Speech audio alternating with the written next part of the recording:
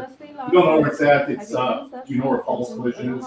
On Telegraph, heading toward Dunbar, just past the city office. Yeah, really down by rent a car. From my first Um, moment experiencing these I used to symptoms, say, it's, it was it's about only got the address out before front, but I they got, saw finally the got a big guard sign. come my way to ask for help.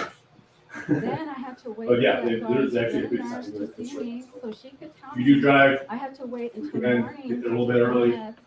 First So shift is not as they bad came to me because, until I was finally released late in the you know, evening. there's a gap on between July 2 a.m. 15th. and 5 a.m. While I was Second in shift, Torrance you have County everybody in day detention, shift still parked, while having- everybody on second shift is trying to find us. hoping I didn't die. Yeah, there is a lot of parking. I mean, it goes, the parking does go way back. And, I thought about I mean, what a lot of my times what happens yeah. is you'll end up parking way in the back of July the shift and then your first place. 2014, Secure parking. 2014, Weird. Torrance Secure County parking. There's Detention, cameras. 5 days into his We're not responsible if anything gets broken into, but there are. He died of It's medical condition, or so they Yeah, we live in said, that. even though he had a cracked skull and other So these are your injuries. handbooks. These are you're I gonna keep. know of You're 3 gonna take other that with you. questionable deaths that All happened right. at And you're gonna use that for this. Now this thing right here is bars, you're now just a dollar we have to keep sign on file for for the the CEOs food and records. stockholders of this legal They human audit us at trafficking least once a system. year. And your voice is silent with Follow the rules. silence with And we settlement. have one of these on everybody. They have one of these even on me because I keep. Privatized prisons can The afford first page to is just use the a signature dime register. treating people humanely. Basically, all you're gonna do is print, sign an initial, just. I ask that you don't renew All right, the during production, a lot of contract, times, you well, human first of all, whenever they beings assign you to a line, they want to know the find name a of more everybody who's ethical on and the humane Dave use requires for it. Thank you.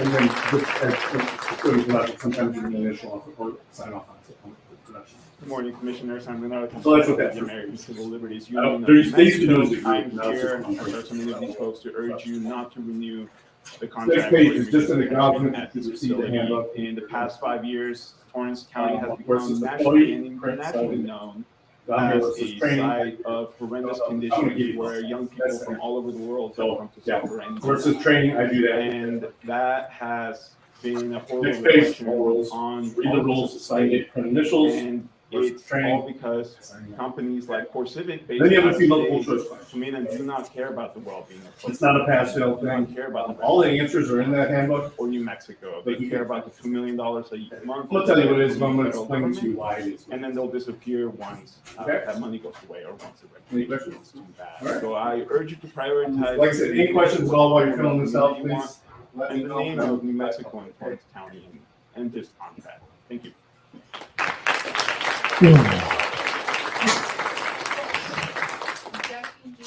Hey, Dirty.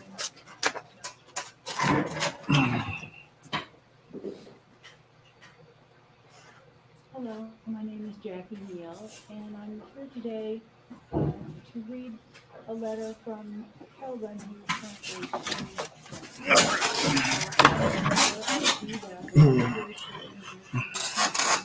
I write letters to asylum seekers and also visit Torrance fairly frequently, and can validate the pain and anguish of these asylum seekers and the messages that they give us about the treatment. Good morning, my name is Kelvin. I am from Guatemala. I have been in Torrance for 4 months. I've seen many problems here and do not think immigrants should be detained here. I work every day in the kitchen. The food is delivered, including meal and beans that have worms in it. We are not allowed to give adequate portions of food, but we always end up throwing food away. I know many people are hungry because they do not get enough food. The food quality is not good despite our best efforts to make the most of what we have to serve. I've been threatened by guards for no reason. The treatment is very bad and very racist. The medical attention is bad. It takes a long time to ever get a response to requests for help. And when you finally do see a doctor, they only give you an ibuprofen. Once when cleaning the kitchen, some acid fell in my eyes. I washed it and asked for help because my eye was hurting. It has been 20 days and I still haven't seen a doctor. I think this place is dangerous. The guards ignore us. The ones that do things they've done and ignore us. There are no rights here.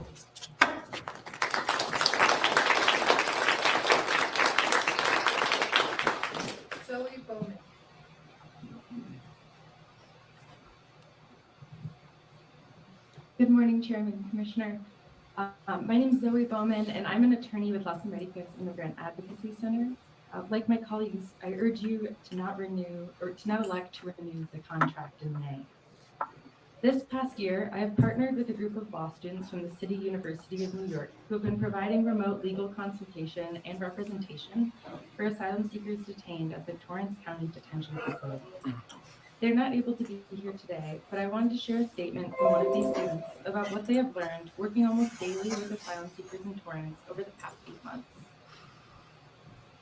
Being legal advocates at Torrance County Detention Facility means bearing witness to the steady decline of our clients, both physically and mentally, week after week, while being completely unable to alleviate procedural delays or improve conditions.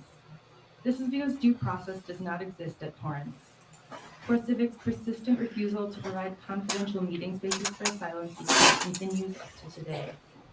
Moreover, understaffing at ICE, the Asylum Office, and CoreCivic have led to widespread procedural delays at every stage of the expedited removal process. The refusal to address these due process concerns demonstrates that the ICE El Paso Field Office and CoreCivic are wholly incapable of operating Torrance County Detention Facility in a way which complies with the intent of expedited removal. Additionally, individuals held in detention at Torrance persistently report insufficient health care, psychological abuse, racist retaliation by guards, labor exploitation, and violations of due process. More than one client has told us they don't know how they'll make it through the day or if they'll be able to make it until next week's meeting. A psychologist conducted an evaluation for one of our clients. The evaluator stated in his letter of support, "It is my medical opinion that if the client were to stay in Torrance, he could further decompensate the lack of appropriate mental health services, severe suffering, or even death by suicide."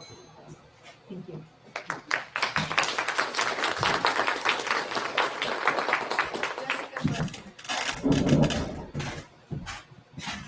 Good morning, Mr. Chairman, Commissioners, and members of the community.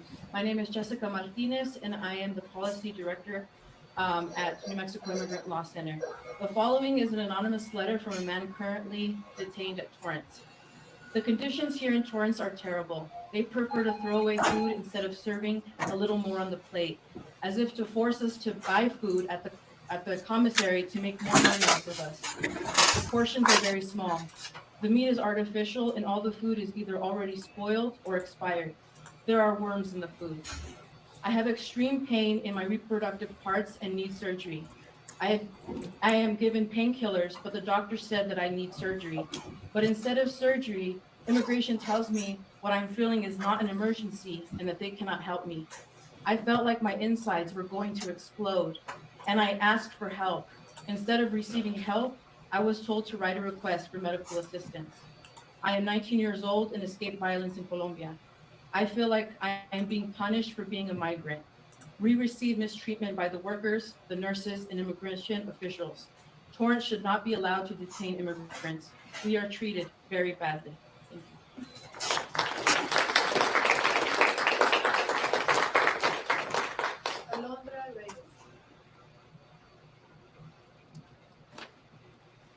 Good morning, my name is Alondra Reyes, and I am a senior paralegal for the Asylum Detention Team at the New Mexico Immigrant Law Center. Today I'm bringing a statement from a man currently detained at the Torrance Detention Center. My name is Victor Rodriguez, and I am from El Salvador. I left my country to flee threats and mistreatment from a group of people who have connections with the government and the police. My family is being threatened into revealing my location. In my country, I was kidnapped and my cheek was cut off. My daughters are hidden to protect them. During my trip to the United States, I was kidnapped in Mexico, where they forced me to pay to be released. I had to give them 1,000 Mexican pesos. It took me 2 months to reach the border.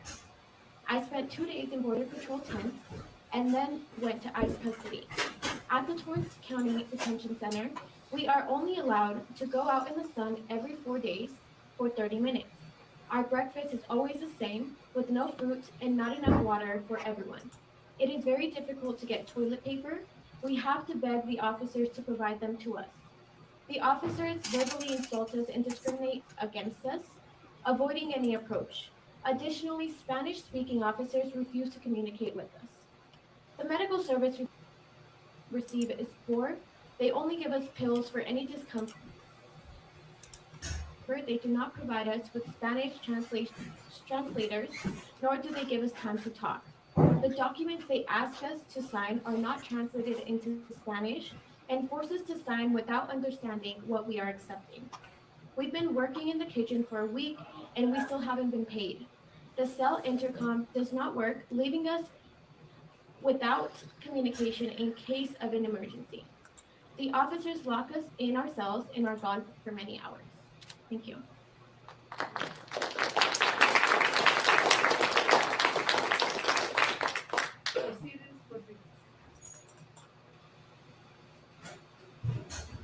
Say it again.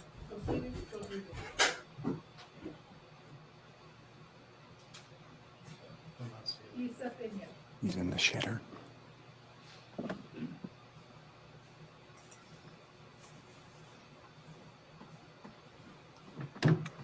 Good morning, Chairman Schweibach, Commissioner Schropp, and members of the community. My name is Isa Peña. I am the Director of Strategy and a member of the immigrant community who works for Innovation Law Lab, a nonprofit legal service provider that serves folks detained at Torrance County Detention Facility for the past couple of years since the Department of Homeland Security Office of Inspector General called for an end of the ICE detention at TCDF. Our staff has met in person and spoken remotely with hundreds of people detained here in Torrance County. Core Civic has made countless attempts to make it appear as all is well and good inside at TCDF, when in reality, the voices of the people inside say something completely different.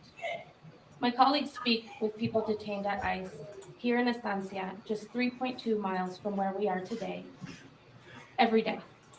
In our conversations, all it takes is letting them know that we are not with the government, that we are not with Core Civic, and that we can inform them of their legal rights, and they tend to open up about the shock of all the harms that they endure inside. While many are sharing individual stories directly from inside, I will share things that we commonly hear. Leaky infrastructure leading to human waste backups, foot fungus and slip and fall injuries, lack of effective laundries leading to dirty clothes and rashes, terrifying and painful delays in medical attention leading to injury, fear that if they express mental health problems, they will be locked in solitary, severe lack of potable water, being compelled to work for few dollars a day to spend on commissary just to get badly needed and overpriced food, being denied daily recreation time due to lack of staff. What's that? Or 1 or 2 hour long lockups in small cells for count 4 times a day. All of these to emphasize what people detained at TCDF have independently offered. Nos están matando. They're killing us psychologically.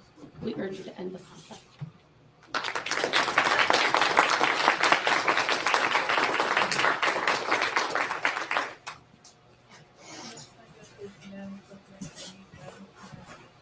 No.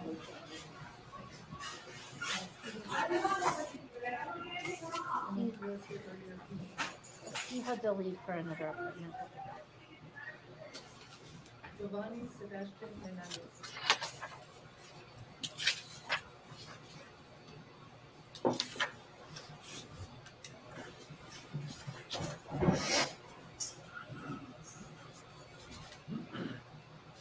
Remember, it was the one about the boots they want you to run to and from.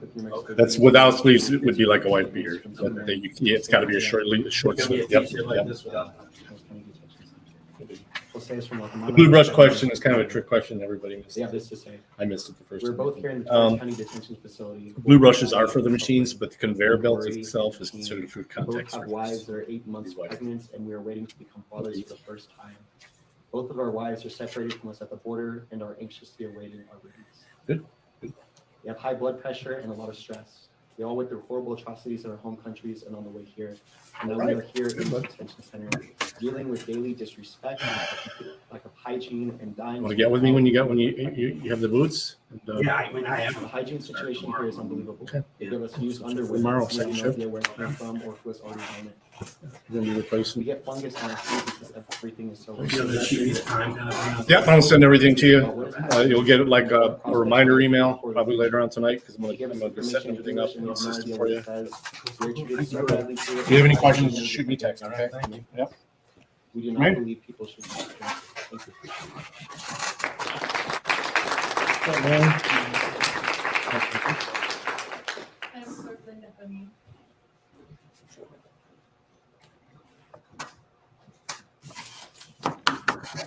Linda Jaramillo, Torrance County Clerk. I just wanted to inform you that we're gonna be certifying our voting machines on the 23rd of this month. We notified all the candidates, and it's open to the public. And we start at 9 o'clock and we'll continue until all the machines are certified. I really welcome everybody to come and watch the process, so you can see exactly how we certify our machines. We started training all our precinct workers. We're gonna start next week. Individual precincts, we're gonna train them in our early voting room so that we can have precise training for our precinct workers for this upcoming election. That's it. Thank you. Thank you.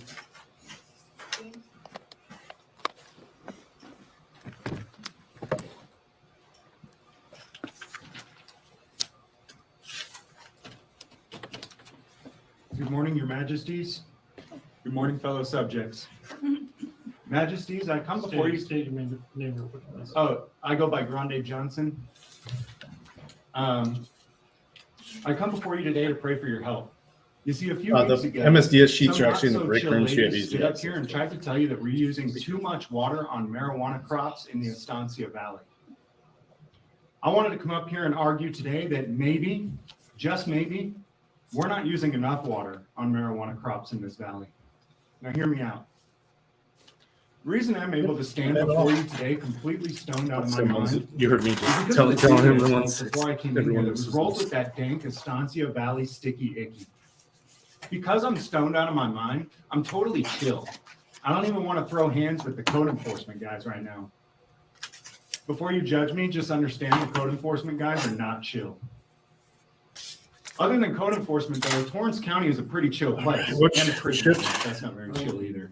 For shift. But other than code Pretty soon. enforcement and the prison, I'm Torrance gonna County is let a you know. pretty chill place to I had that chill. 1 second. And I think the shift. water used on marijuana has a First. direct effect on the generally chill vibes in this area. Keep an eye on your phone. But it wasn't That's always like this. 1378. People in this valley That's what used your to number. drink alcohol to chill. But here's a chilling fact. Alcohol is not chill. Oh, wait, I'm not looking. As a matter of fact, alcohol is the #1 cause of alcohol-related deaths and injuries since Christopher Columbus arrived in the Estancia Valley on the Mayflower. You're probably thinking, what? The 715. Mayflower in Estancia, New Mexico? No way. All right, Google. It's a real thing. As soon as they let me know, I'm gonna be asking for about what other I actually positions. totally we could- forgot we're what gonna I be was needing up here to next talk week. about We've been anyways, but thank requesting you, Your people every Majesties, other day, for so letting me vibe hopefully with that'll you today. continue and I'll be able to have you a start date for you soon. When you already have boots and stuff? All right, man. All right, thanks for coming in. Get you rolling soon. I listened to all their bullshit. How come they left when I said?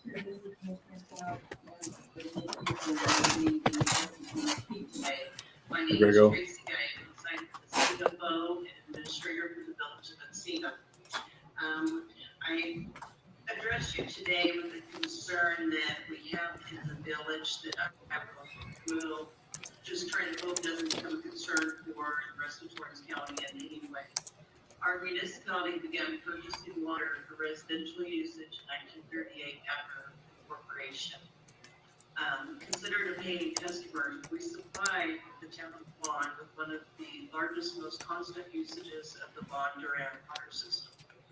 Recently, we have been in discussions with the town of Vaughn on continued assurance that our water supply will not be disrupted.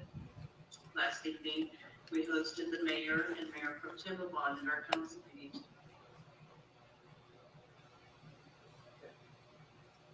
Discuss this further, and needless to say that the discussion to protect this precious life source for the residents of our village. I love it when they call themselves immigrants, though. Immigrants enter the country legally. I urge you to take what's going on with the village of Encino and the town of Vaughn into consideration before taking action with the town of Vaughn and the Vaughn Durant water system, and study the impact this may cause not just our village, but the community of Durant and the many landowners to whom this water source is a significant part of their livelihood.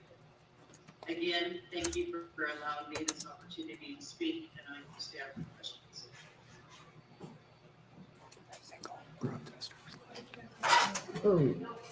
I just want to make a comment that we will be doing to further understand. Yes, I appreciate that. Thank you, Commissioner. Chairman. Mr. Chairman, that's all that is signed up for public comment. Mr. Chairman, I'd like to add my voice to the public comment. Go ahead. Thank you all for your comments.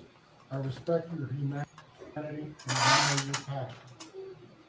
I'm the guy who has access to the prison and is doing the random walkthrough inspection. I'm the guy who was at the prison at 9 a.m. on Christmas Day, 8 a.m. on Labor Day Monday.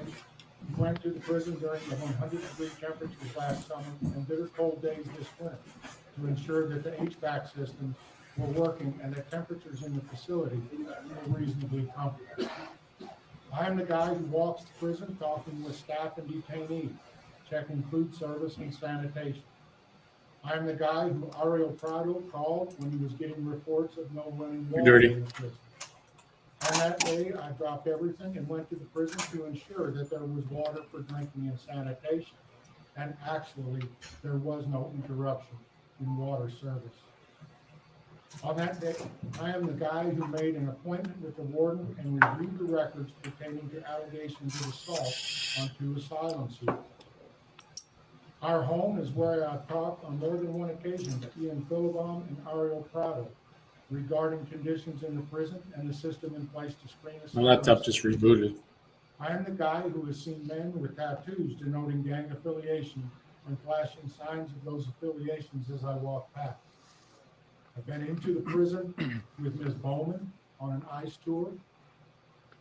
Mr. Prado, Mr. Philibom, and Mr. Castaneda have helped me with a family who was living in our home, interpreting until my Spanish caught up enough that we could handle things in-house. Ann and I had a Venezuelan family living in our home for over 3 months. What's up, buddy? Through the asylum process. And that was a very intensive language program. James and Anna are killing my I attended a stream. virtual asylum hearing with the asylum seekers. I might as well jump in there, huh? On my computer. The mental health evaluation of one of your clients was printed on my printer, and I helped the asylum seeker translate it into English. Ann and I heard in detail the firsthand accounts of the hardships that the family endured in their home country and in their journey to the U.S.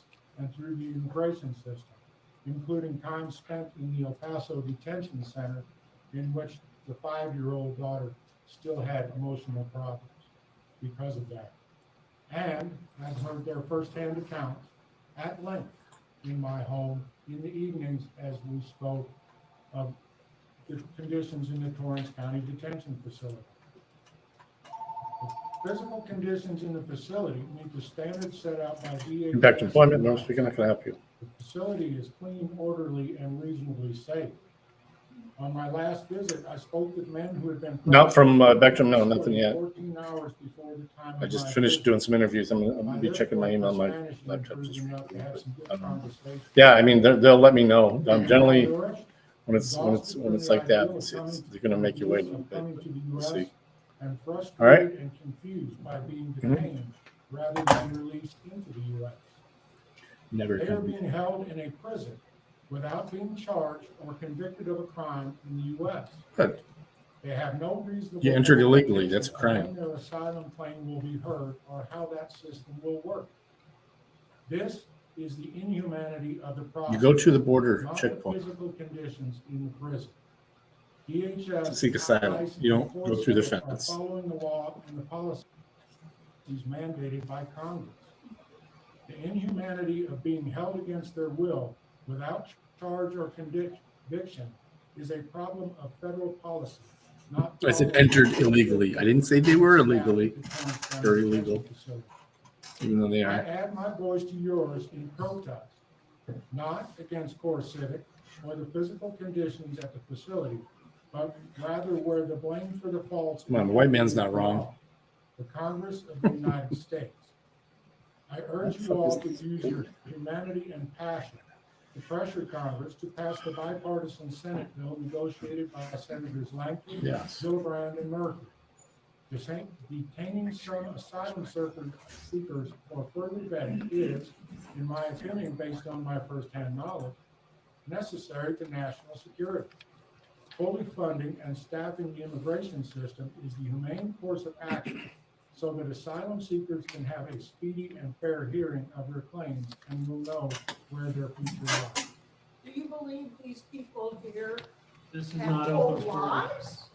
Ma'am, I'd be happy to speak to you afterwards, Absolutely. Hey, Matthew. and that's all I have to say. Thank you. Item 13A, department update regarding items that are in progress.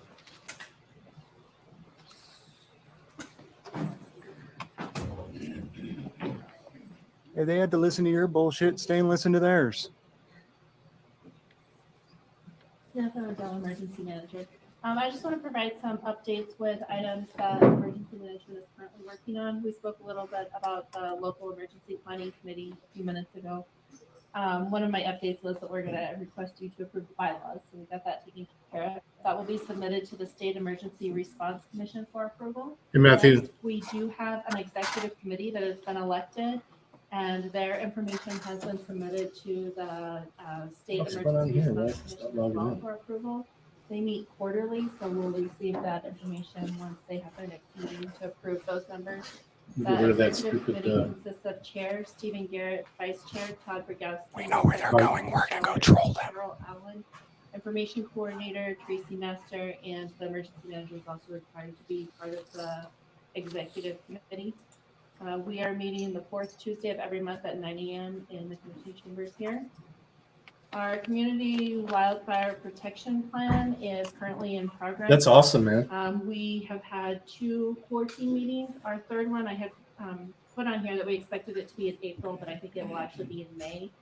We will be having a public meeting I put May, but I think that will be pushed out to June. Once those dates are set, we will get all of that information out to the public for anyone who is interested in hearing about the community welfare.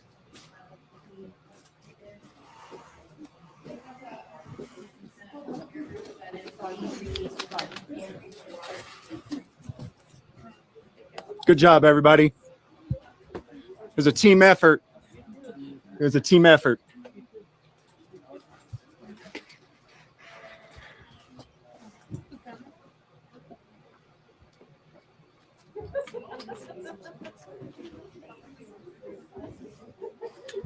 Great job. Great comment. Thank you.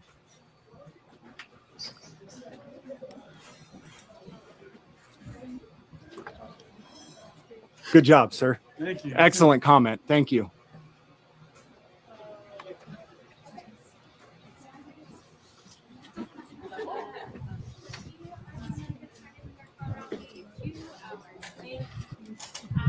Thank you everyone for your patience. So the front vehicle, can I not be recorded while I give instructions for something that we're doing? It's not recording. It's just live streaming. It's just, isn't this a public event? That's not chill. It's not a big deal. Just speak. Anyway, You want to smoke? No, thank you. Okay, just speak then. The front vehicle will be a blue truck. Please get behind that truck. Make sure you're in front of a white Prius that will be driven by Maria. Just make sure you're behind the blue truck. Make sure you're in front of the white Prius. We're gonna go line up the truck at the parking lot. The exit right here or over there. Which one do you want? Let's go over this right now. No, you're right. Let's go over here. Okay, so yeah, just make sure the blue truck is captured and we'll do like 10-15 minutes of the This is distance funny. there, and then Can you we'll not get record started. me Thank you everyone so much for your patience. while I'm giving instructions out in We'll public? get started. Let's go. Great job, everybody. It was a team effort. If we cry loud enough, our masters will give us better shackles. We demand better shackles from our masters. I'm with you. I'm with you guys. I want better shackles too. All right, guys, let's go demand better shackles. We're headed over to the jail. We just told the commissioners we want better shackles. Now we're gonna head over to the jail and tell our masters we want better shackles and more money too. More money. I'm vibing with y'all. This is how you get things done, guys. This is how you get things done. You tell your masters you don't like what they're doing. You get things done.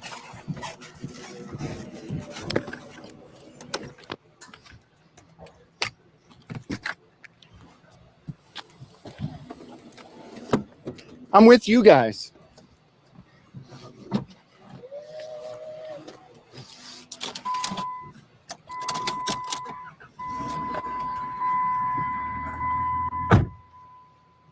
You guys remember what the instructions were? Can anybody in the chat let me know what the instructions were? I'm going to end the live stream actually and make a new one so this live stream isn't too long. Be right back. Coming back right away.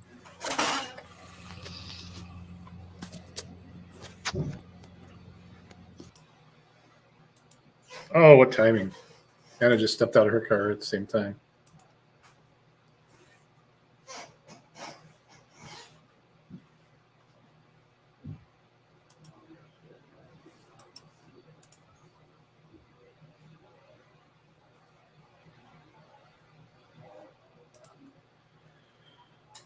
But it's streaming. All right, let's find something else. Find some Russell from earlier. Here we go.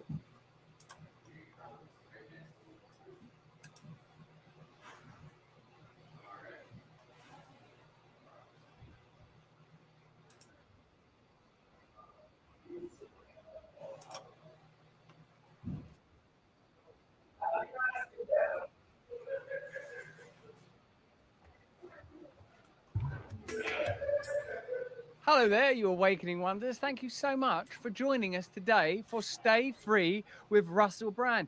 If you're watching this anywhere else in the world, I don't mean here in this room, I understand how space works. I mean outside the platform of Rumble. Rumble, the platform that has stood up boldly in Brazil and said, no more censorship.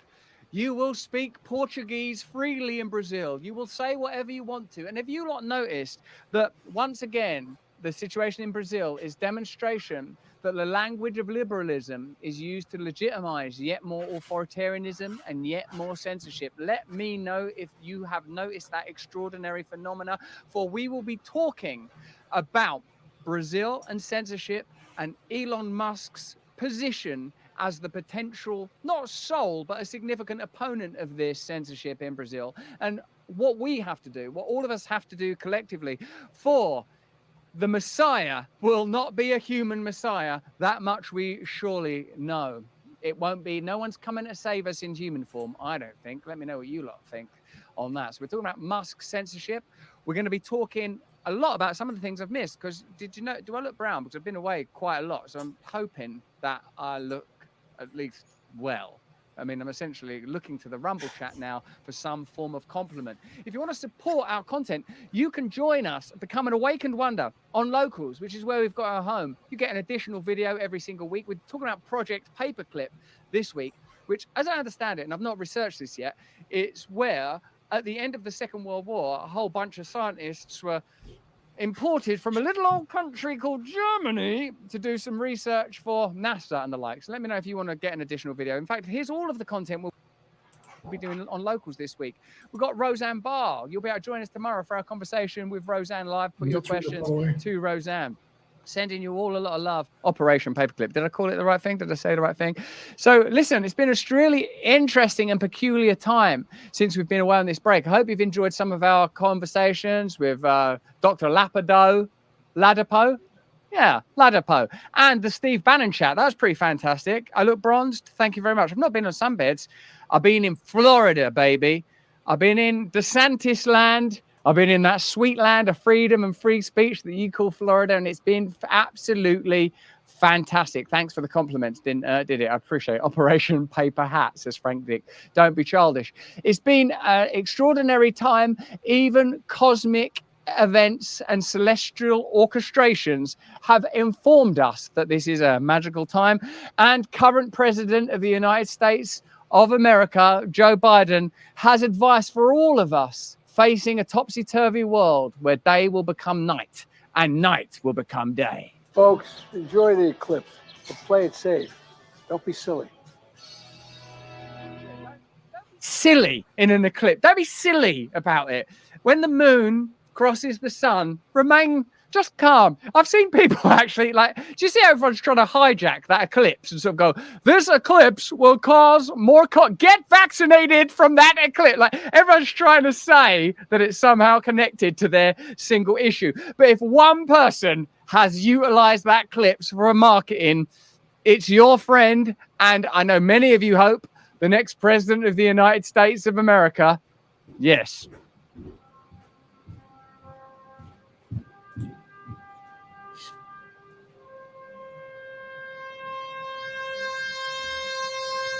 This was a good video. I've got this video too. Fucking hilarious. Derek, what up?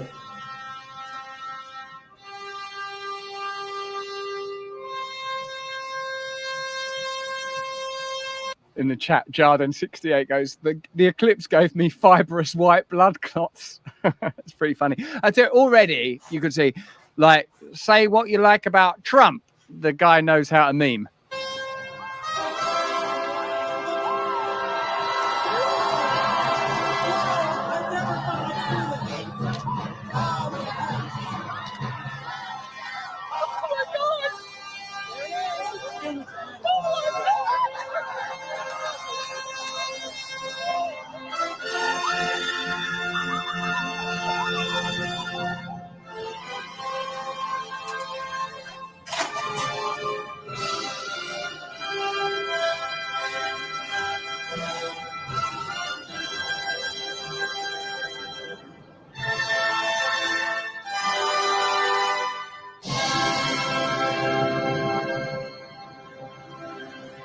Good promo. That's good promo. The dude understands marketing. There's no question about that. He's also, I think, in the use of that silhouette, shown sort of a good personality and a good sort of sense of humor about his own image and likeness. Do you think? It's Eid for our Muslim brothers and sisters out there. Happy Eid. I don't know how to say it. I know there's a proper way of saying it, you know, but I don't know how to say it. But if you are Muslim, happy Eid to all of you. If you are Christian, hey, I hope you're enjoying this Easter season. If you're an atheist, hey, come on over, join us, join our religious revolution by holy Christ.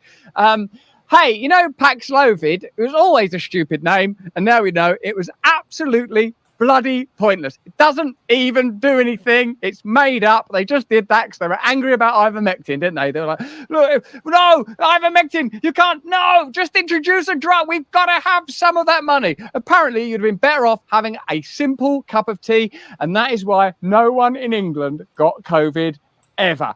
That's why have that misinformation and disinformation and malinformation.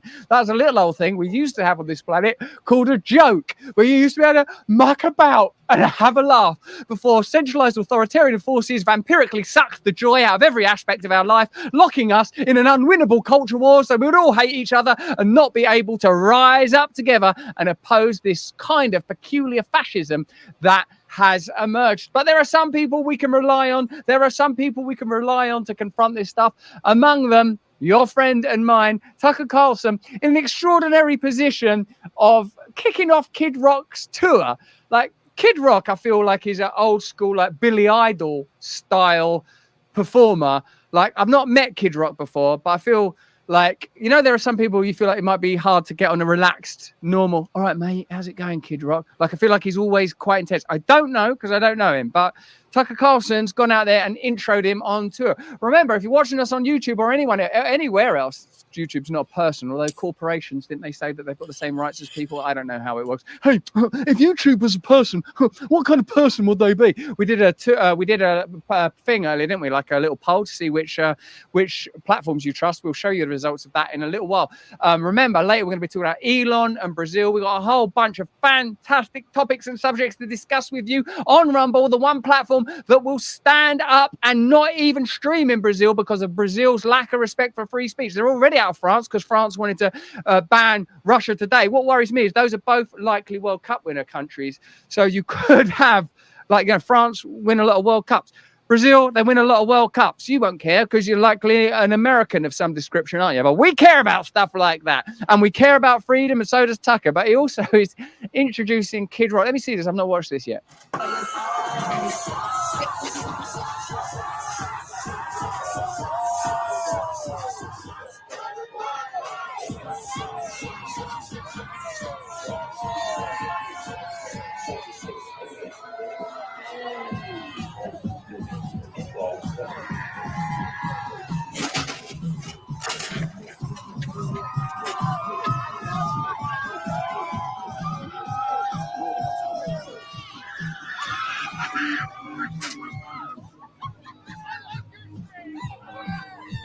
Tucker making a lot of new friends out there. As a comedian who has in the past performed with musical acts, it's no joke. It's no fun to have to go up on a stage and sort of do talking and then have bands on. You remember I used to do things like the MTV VMA Awards and stuff like that. That is a pressurized environment, man. Thank you, Heavenly Father, for releasing me from that. Tucker's been on that show, Kill Tony. So a lot of people are saying he must have gone on Rogan, which that's the first time I figure those two have spoke together. That would be interesting if that's what's gone down, because let's face it, the two of them are dominant figures in American media and determine more now, I suppose, the nature of the conversation in public spaces. Really? That's why I barely ever use it. CNNs or your MSNBCs or your Fox. It's fascinating. Gustavo XD on the Rumble chat saying definitely getting fired from Fox was the best thing ever to happen to Tucker. Meanwhile, Oopie Doop says if YouTube was a person, he would be censorial. Eid Mubarak. Yeah, it's just for family stuff and communication. I used to do a lot of other things on it too, but I just anymore. I got 7-day suspensions for memes, so Facebook can suck it. YouTube can suck it too.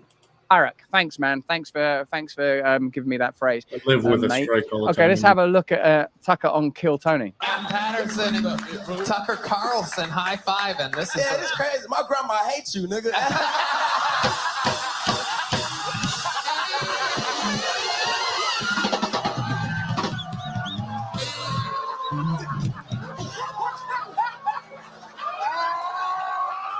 It's good because that's a use of N-word there to call Tucker Carlson N-word. Nice. That's good. There's no coming back from that. Also, it's a grandma's loathing that's being conveyed. Yep, I would say that's near confirmation that there'll be 2 to 3 hours of Joe Rogan and Tucker Carlson coming soon. So that's going to be an interesting show for us to check out. We're talking a lot about censorship today. Later, we'll be talking about Brazil's threatened censorship of X and Rumble's departure. Rumble already departed that nation in anticipation and in awareness of some of the censorship that's already being implemented. We asked you a little earlier what platforms you most trust, and you've said Rumble, X, way more than Meta, your Googles and Alphabet companies. That makes perfect sense. So coming up in the show later, we've got all sorts of stuff about Elon Musk and elsewhere. I mean, do you guys care about this anymore? Do you care at all about? I've only got one gig, and you can't see my naked chest. It feels weird. Well, it's there. It's all in there. Do you not care anymore about what celebrities think about presidents? Evidently, a lot of people do. Do you remember when there was all that sort of chaos about who Taylor Swift would be into and stuff? Do you remember that? People remember and Joe Biden posted that red-eye picture of himself. I remember The Rock endorsed evidently Biden at some point previously, but this is an endorsement that he appears to be withdrawing. Let's have a look at that. You made that endorsement in 2020. Are you happy with the state of America? Am I happy with the state of America right now? Well, that answer is no. Do I believe we're going to get better? I believe in that. I'm an optimistic guy, and I believe we can get better. The endorsement that I made years ago with Biden was one I thought was the best decision for me at that time. And I thought back then, when we talk about, hey, I'm in this position where I have some influence, and it's my job then. I felt like that then. It's my job now to exercise my influence and share with this. This is who I'm going to endorse. Am I going to do that again this year? That answer is no.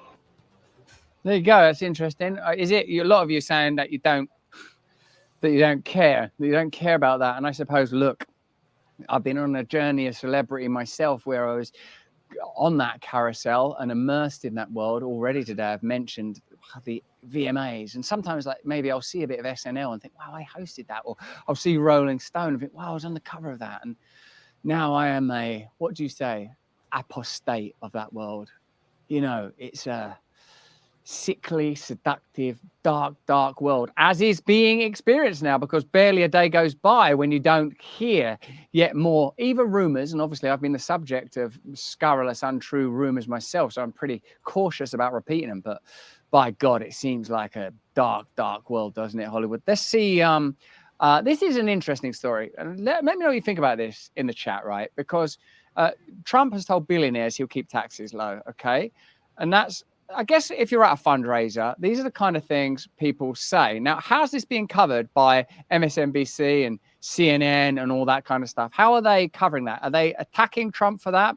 And if so, why are they not more transparent about this? Like, it was a moment for me when I heard that Joe Biden told like sort of Wall Street financiers and stuff that nothing would fundamentally change if he were elected. I thought, what is all this hysteria about? What is all of the condemnation of Trump, that wall-to-wall damnation? What is it about when Joe Biden has told the powerful plainly and in plain sight that he ain't going to do nothing to impair or impede their agenda? It's pretty extraordinary. Over the course of this week, we're looking more and more about how public spaces are controlled and curated. Like, even when something like that, it's not a whistleblower, is it? When that sting operation has been pulled on that CIA and FBI operative, where they admit that they've been nudging and implementing measures against Alex Jones, you think, how come these stories don't gain more traction? How come, like, when Aaron Bushnell sets himself on fire and posts it as an anti-war protest, it's kind of scrubbed from the internet? Not easy to find that image now. Imagine if that protest, as I've said to you before, had been demonstrating against something that could be utilized by the establishment. You'd have an Aaron Bushnell day by now. There ain't no Aaron Bushnell day. So let's have a look at one of the measures by which information is funded, the creation of that category of misinformation in and of itself. Here's some a new extraordinary piece of anti-misinformation propaganda. This is a US government-funded comic book that tries to give us all some new perspectives. Flower Power 678, why don't you allow free speech on your X account? I do allow it. I like, that X account, I just post stuff on there. You can do what you want on there, mate. You can do what you want on there. Real Fake, the first graphic novel in SZA's Resilience series, explores the deceitful tactics of disinformation. Follow protagonists Rachel and Andre as they travel the world and expose a vast network manipulating. They're going around on a private jet. Anyway, I would say that they're very, very well funded. Content and pushing American voters to the brink. With elections coming up, will they be able to follow the trail of deepfakes? Really? And synthetic media, and stop the real assailants from causing chaos, confusion, and division.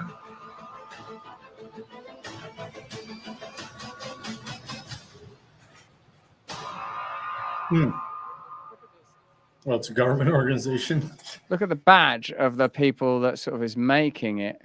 Like that. That's CISA, Cybersecurity and Infrastructure Security Agency. It's like an eagle with a badge and like a circuit board on its wing. That's not a bad bit of design. It's actually quite beautiful. But that does not fill me with confidence. Why does Russell talk about American news? Well, because I believe that America is still the most powerful nation in the world, that generates the most important culture and determines the politics, not only of the United States, but of many, many nations. And even though a country like yours is becoming subordinate to groups like NATO in particular, and we've got some interesting information on how NATO are trying to Trump-proof their funding coming up a little later, American culture still determines the agenda and events that affect many, many lives. Would you agree with that, whether you're American or not? It's America, after all, that gave us the FBI and the CIA. It's America that gave us the deep state. I'm not saying that the KGB ain't powerful or that the Communist Party in China don't have their own deep state power. But have a look at this recent sting operation where a CIA officer was caught bragging about being able to put right-wing journalists in jail, how the FBI had insiders and agents at January 6th. Happy birthday, Sean P. Happy birthday. Just a simple request there. You have to recognize it's the most powerful nation in the world with some of the most powerful and influential agencies in the world, and their power goes way, way beyond American politics. And what we're starting to experience is the criminalization and demonization of entire segments of the population. Of course, this began with Trump, but prior to that, actually, it didn't begin, because the FBI have long done operations against, Muslim folk, and during the civil rights movements, they were continually looking for ways to criminalize and bring down activists. And evidently, Alex Jones is now at least has grounds for a case and says he's going to sue the FBI and CIA after seeing this incredible sting. We'll show you a little bit of that, of course, because we're fascinated by it. First, here's what Alex Jones said. This is a FBI agent, a CIA boss. He's a contract manager over large contract operations. That's a boss. That's like a mini section chief, saying all of this and admitting all of this like it's no big deal. He needs to be subpoenaed by Congress. I am planning to launch a lawsuit against the CIA and the FBI. We have to bring all this out. Right, there you are. So the reason for that, of course, is because of this sting operation. They seem to, as I recall from our friend James O'Keefe, do you remember his sting against that dude from Pfizer?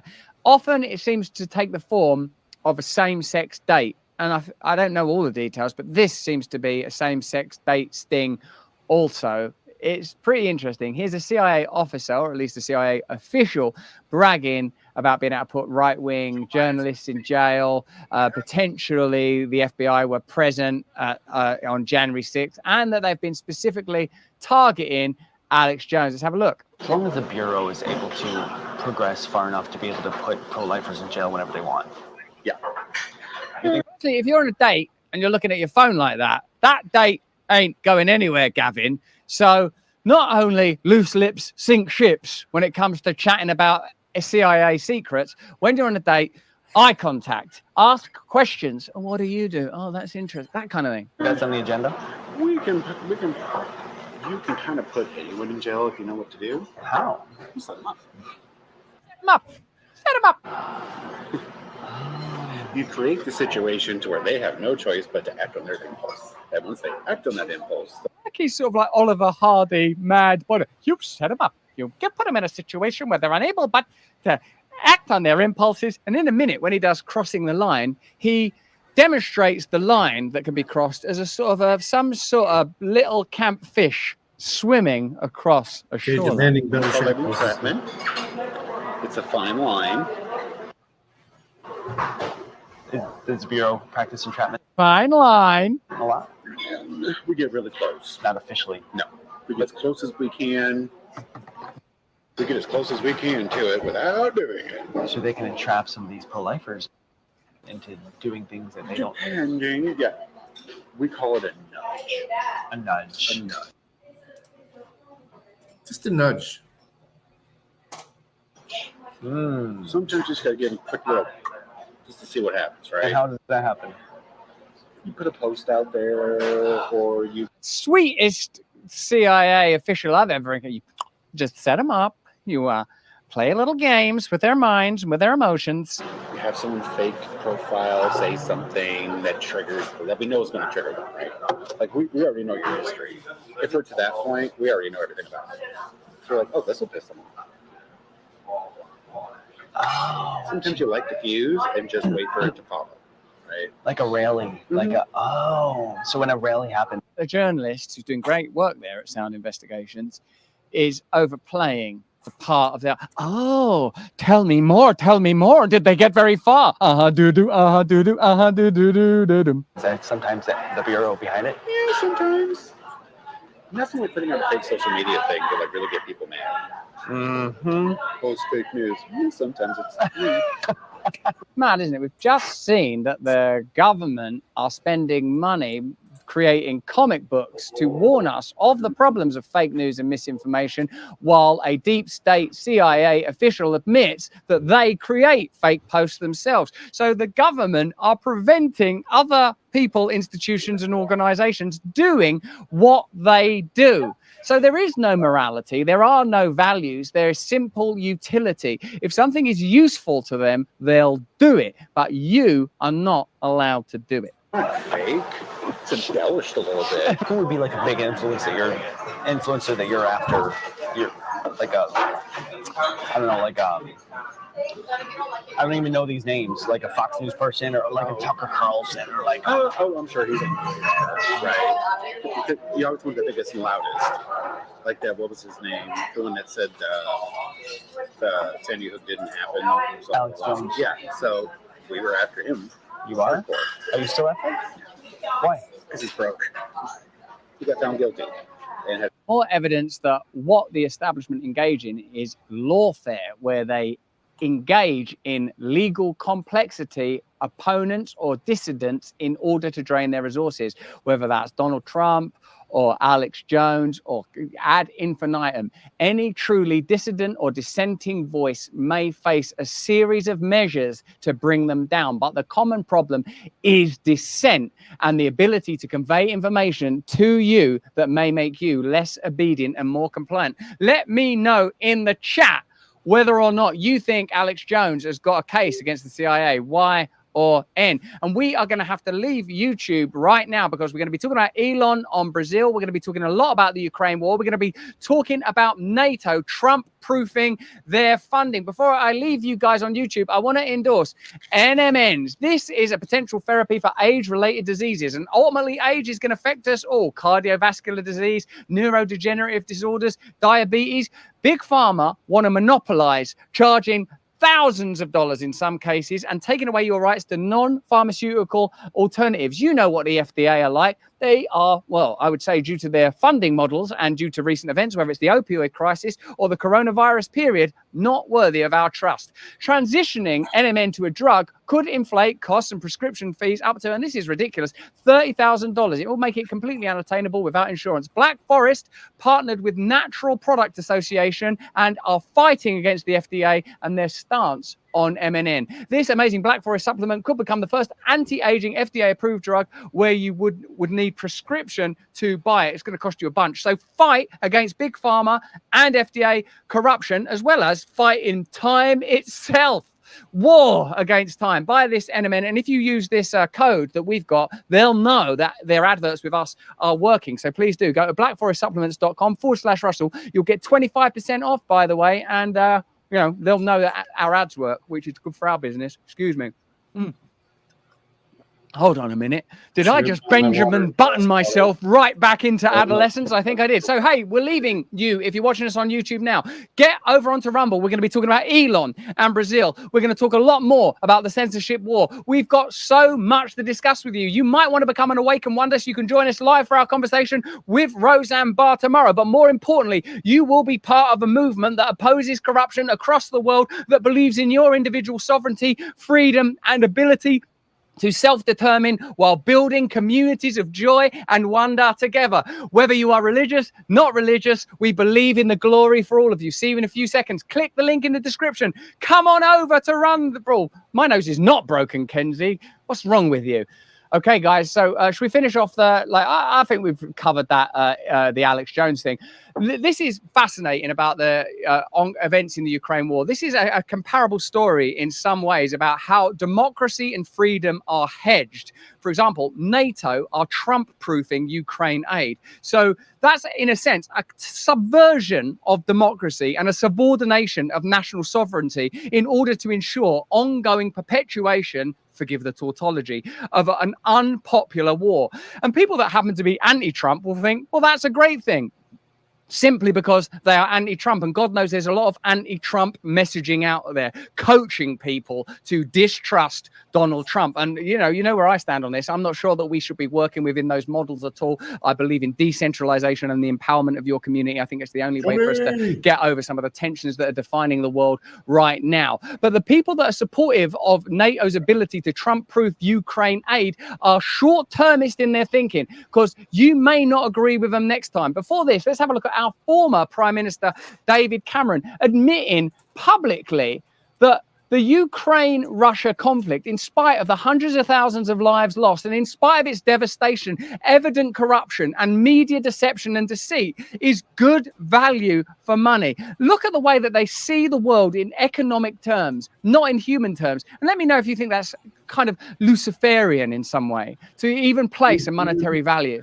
on something as devastating and terrifying as war. Listen to me, I argue that it is extremely good value for money for the United States and for others. Perhaps for about 5 or 10% of your defense budget, almost half of Russia's pre-war military equipment has. It's war. It's a war, and it's a bargain war. It's 5%, 10% off. We can annihilate the entire Balkan region. It's no money lost, no money back, no income tax, no VAT. Been destroyed without the loss of a single American life. This is an investment in United States security.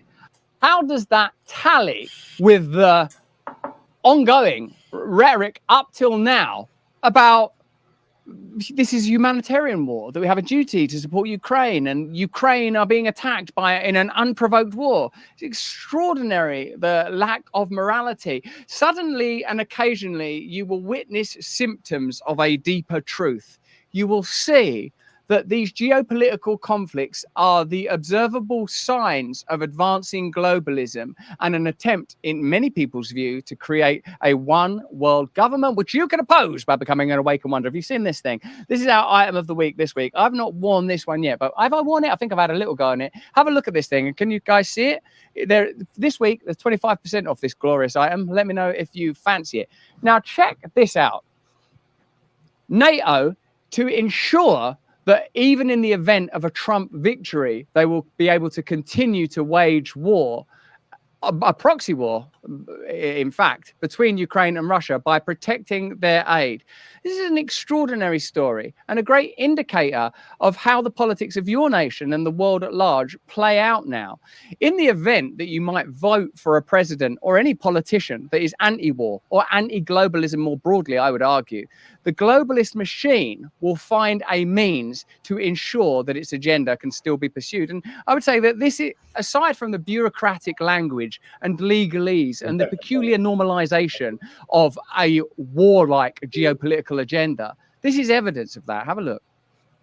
NATO foreign ministers met on Wednesday to discuss a proposal for a €100 billion five-year fund. It is a plan seen as a way to Trump-proof aid for Ukraine. The proposals would give the Western Alliance a more direct role in coordinating the supply of arms, ammunition and equipment to Kiev as it fights Russia's invasion, diplomats say. Speaking before the meeting, NATO's Secretary General Jens Stoltenberg said the proposal aims to send the message to Russia that it cannot win the war. What is obvious is that we need new and more money for Ukraine, and we need it over many years. And the whole idea of now discussing frameworks, commitments, an institutionalized framework for the support is to ensure more predictability. And it's like gym membership. It's like they're trying to get you to sign up for more years of war without the possibility to withdraw. As if we're supposed to forget what happened for a decade in Afghanistan and the $2 trillion that conflict cost, and for what. Because now there are ongoing, very Is it like public right above your brow, conversations or- and public opposition to both the conflicts in the Middle East and this war, there is an attempt to Well, most of the time you can bypass just pull your public hairnet opinion, to shut down dissent, and to ensure, most importantly of all, that the funding can continue uninterrupted, Okay. excuse me, Do you have any regardless quality of very experience? obvious public opposition. You will notice that across the world, there appear to be ongoing pilot schemes, whether it's for censorship or extreme measures during the coronavirus pandemic, that sometimes play out in nations like Australia or Canada, almost as if we're being prepared for new globalist measures, the legitimization of further authoritarianism. It's happening right now in Brazil. A Brazilian Supreme Court judge is introducing new measures to legitimize censorship and control of social media platforms. Rumble has already left Brazil because they don't want to be bogged down and tied up in this type of censorship and this type of corruption. Now, what you will remember is when Bolsonaro was in office, he was regarded as the Brazilian Trump. We got to get rid of this guy. He's a tyrant. He's a dictator. He's an authoritarian lunatic. We got to bring in Lula da Silva, a liberal politician, a person who's going to bring freedom back to Brazil. And yet, under the guise of neoliberalism, we're seeing more authoritarianism, more censorship. This is extraordinary. Now, whatever you think of Elon Musk, when it comes to matters such as these, as you will see Michael Schellenberger say in a minute, he is uniquely positioned and empowered to oppose the type of censorship that will affect all of us sooner or later. Because increasingly it becomes clear to me that once the terrorist was regarded as a foreign invader and a mad renegade, but increasingly this term terrorist could be applied to you or to me or to any dissenting voice. Let's have a look at how Brazil are now using censorship laws that would have been unthinkable a few years ago, how Elon Musk is opposing it, and what we're all going to have to do if we don't want Brazil to become a test case for global censorship. We've seen it in Canada. We've seen it in our country, the UK, online censorship bills that are not being fully utilized and pushed yet, but you can bet they will be. And notably, we've seen it in Ireland with their new hate speech laws. You have to firstly demonize the public, legitimize the use of more authority. And I believe that an integral part of it, when there's a globalist model that's being craved and worked towards, is piloting it in territories where you might be able to get away with a little more. Let's see how this Brazil thing plays out, and let's have a look at some legacy media reporting on the story to kick us off. Says he will challenge an order by a Supreme Court judge in Brazil who ordered his company X, formerly known as Twitter, to block some accounts. In a post on X, Musk accused the judge of violating Brazil's constitution, and he called for him to resign or be impeached. The judge has been involved in efforts to crack down on missing. So it's unconstitutional, brazenly and repeatedly betrayed the constitution and people of Brazil. He should resign or be impeached. Imagine these measures were being passed under Bolsonaro. They would have said, see, the Brazilian Trump, fear these right-wing populist figures, these neo-20th century dictators. We've got to shut them down. And yet, once again, it's under the guise of liberalism that we're seeing this authoritarianism being legitimized. Information in Brazil and threatened to impose heavy fines for any reactivation of the accounts in question. So is it only censorship when it's used to shut down the free speech of people who you think should be silenced? Or is the principle of free speech something that you would afford to those that most oppose you? Clearly, it's the latter that's true. Michael Schellenberger, friend of the show, great journalist, in my view, has spoken out on this. Let's have a look. This is Michael Schellenberger reporting from Sao Paulo, Brazil. Last night, around 8 p.m. local time, Federal Supreme Court Justice Alexandre de Moraes. I want to see this.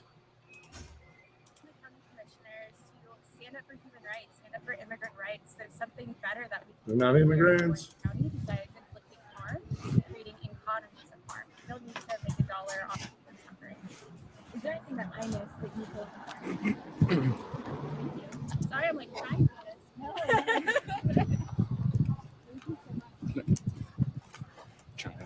I'm trying to talk to the cop. I'm going to try and get I'm usually a lot more. guys, we're going to try and get an impromptu tour. Do you guys want to go? They're not going to let me go. You sure? Yeah. Look, I just ruined this. I got. You're fine. You're good. I can pull some strings. You want? We've seen it lots of times. Well, impromptu? Yeah. Okay. All right. Did you record it while you were in there? We're not allowed to record it. Well, you're not allowed to openly record in there. Right? Right? So they have glasses. It's not illegal. It's just policy. Yeah, of course. Like so much of this is different states that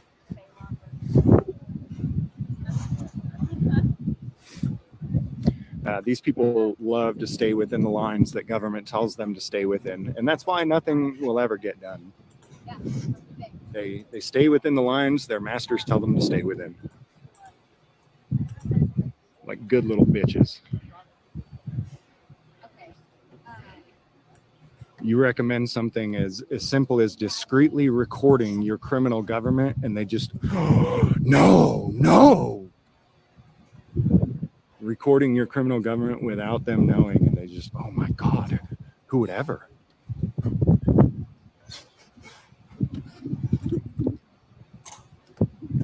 They are going to let us in case you want to go.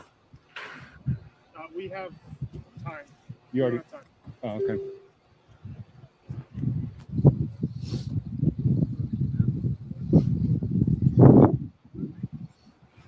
I said, so KOB forces, they don't have time to document the conditions inside.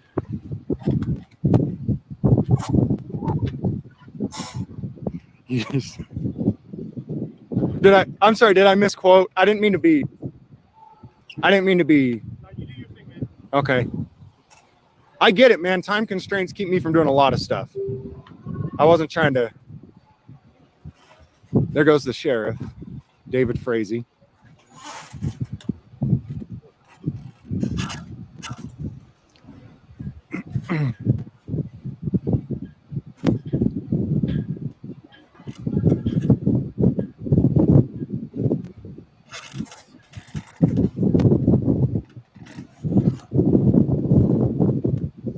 Wolverine Transparency, thanks for the $2 super chat. Let everybody out and put the undocumented in. Huh? Wolverine Transparency, that's the people that are in here that they're talking about, undocumented people.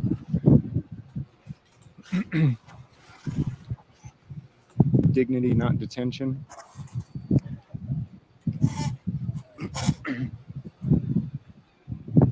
People are so uptight. I like this guy though. This guy's got chill vibes.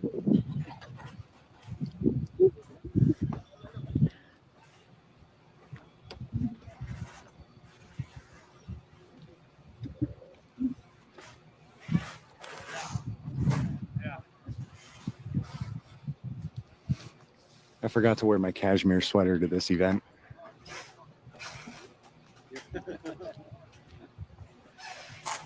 FAFA says bipolar solar.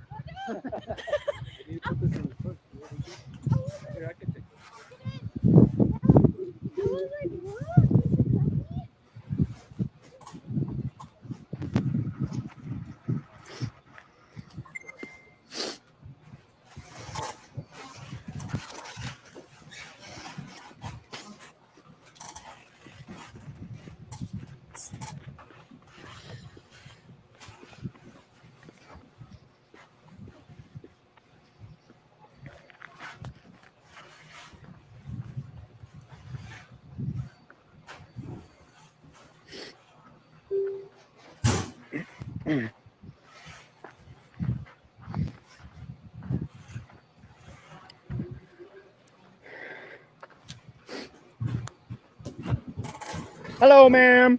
Hey, can I get some help? Can I get some help? Hey, I'm down at the prison. I am. I started a new live stream, though. I ended the first one because it was at like 3 hours. But yeah, they just did a couple of drive-bys. They honked their horns, they yelled, and then they went to the park. So you want to gather up the kids and go to the park and troll them? Yeah, they're headed over to our park, so. Hey, Frazee! I gotta ask Frazee if I can get inside real quick.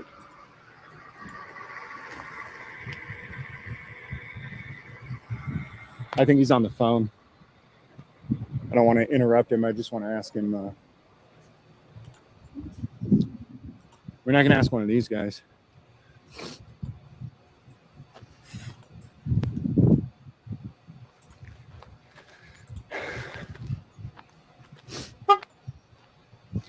Hey man, you work here?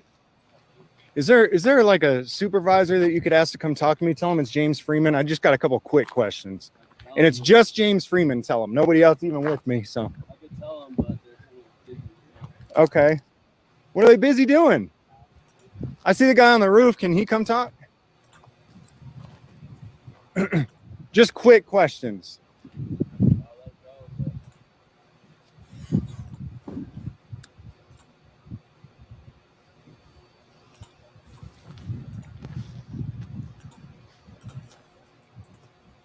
Who's in charge of the prison? Warden who? Dados? Is he here? Hey, Frazee. Okay.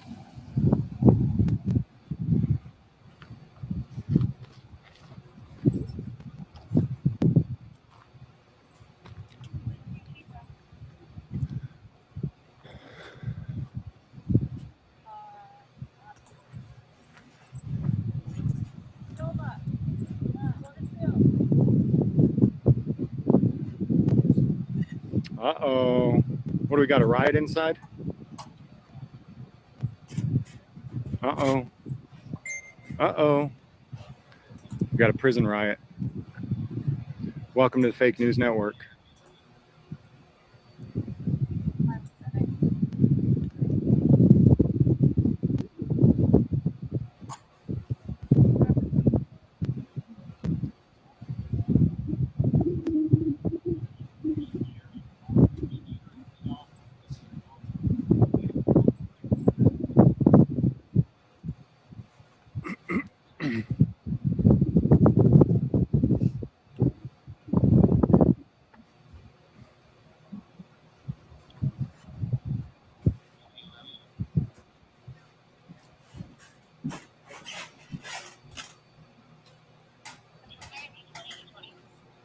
I don't believe Commissioner Schropp, actually. I do believe there's inhumane conditions here. And, you know, hey,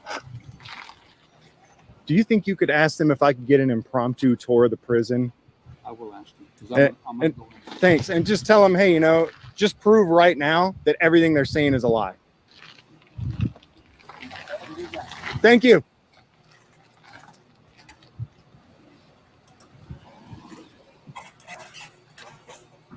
Frazee hates his guts too.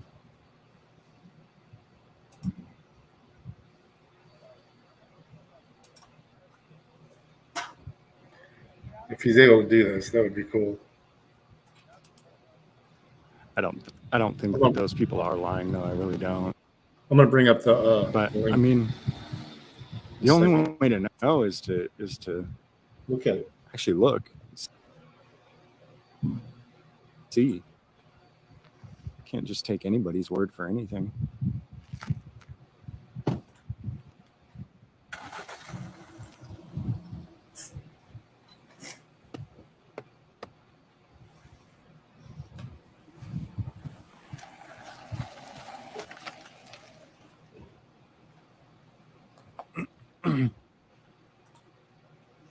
Frazee would never try to help me get a look into a real look into government. I don't think. I mean, he can prove me wrong right now, but I don't think.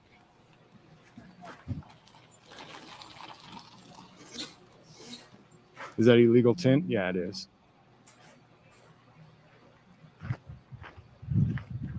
I did just.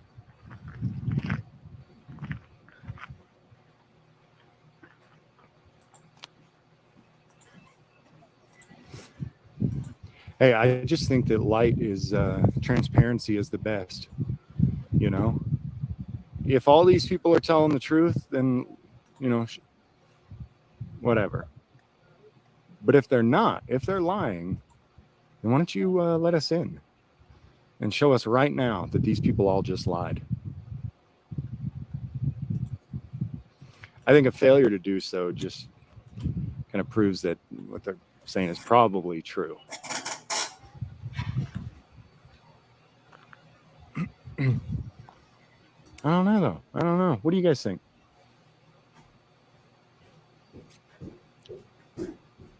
You guys think the claims from the people in the public meeting earlier today were true? that there's inhumane conditions in this jail? Or do you think they were lying? We want to go inside of this this prison right here, which has a federal fund. Federal government gives this prison $2 million a month to house inmates for the federal government, ICE, illegal immigrants, undocumented citizens, whatever you want to call them.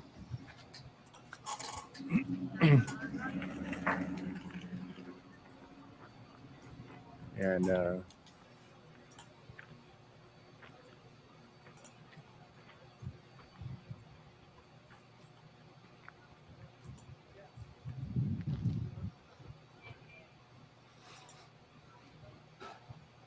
hello.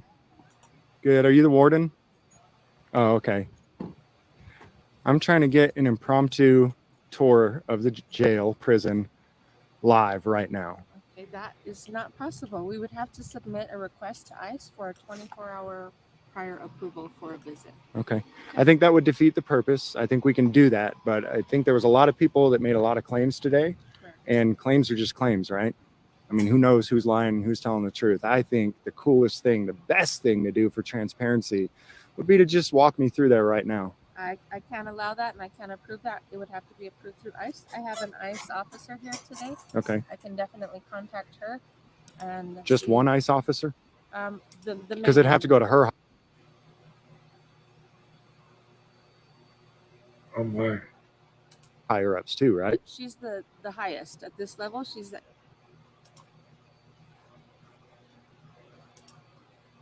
Of course, the stream is breaking up SDO now. for our area. So she could approve it right now.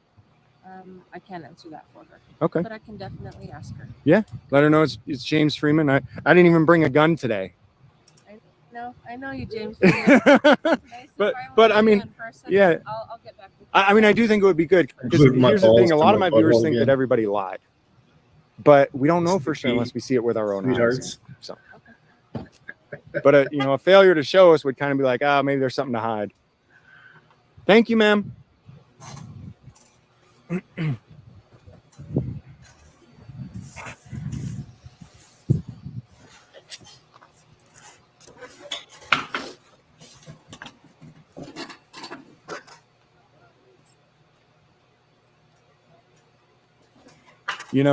The thing is too, though, that the tour would have to be, it would have to be basically me going into all the secured areas as I choose. And I'm not saying that they necessarily should or shouldn't let that happen. But what I'm saying is that to do a truly impromptu, unbiased tour of the jail or of the prison, they wouldn't be able to.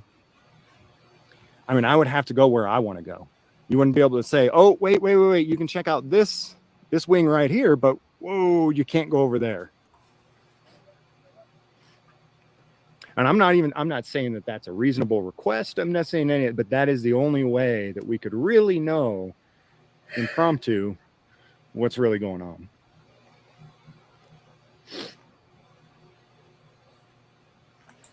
But my battery's going to die too. I'm at 14%, so I'm probably going to get out of here pretty soon.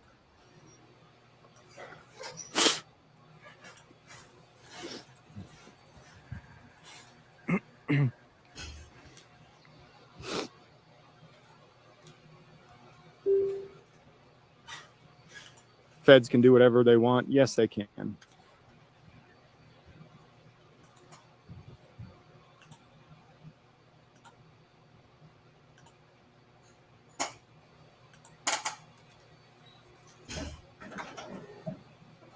Random ass shit in your feed. I'll play it. Should I ask the KOB news guy if I can borrow his camera since mine is dying? I bet the Telemundo guy would roll with me.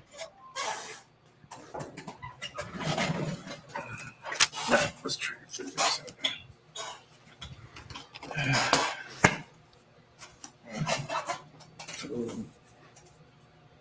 Tuesday. All right.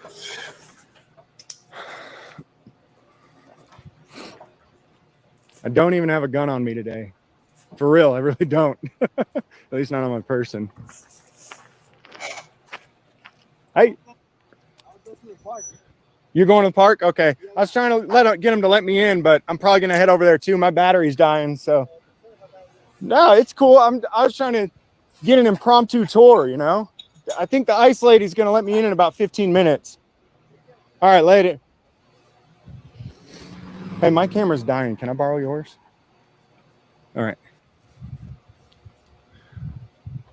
He said no.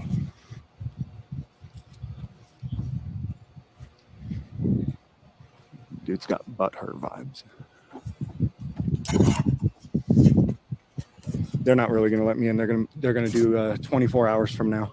They're gonna let me go tour it. But 24 hours from now, I'm gonna be in Texas.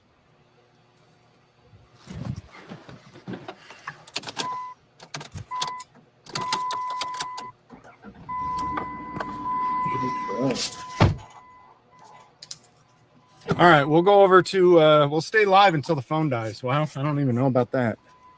We'll go over to the park. Where the fuck does this guy from? See what's going on over there. Over.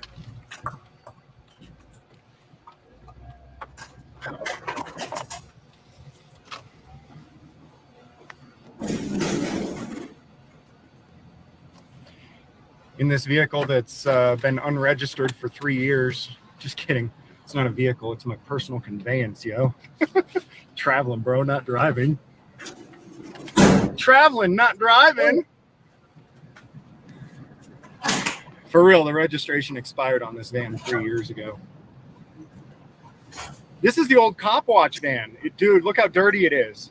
This thing, we used to keep it immaculate. You guys rode along with myself and Mario on cop watches a couple of years ago. This is what we were always rolling in, and this thing always looked fresh. Looked brand new. ANCAP in the chat, hell yeah.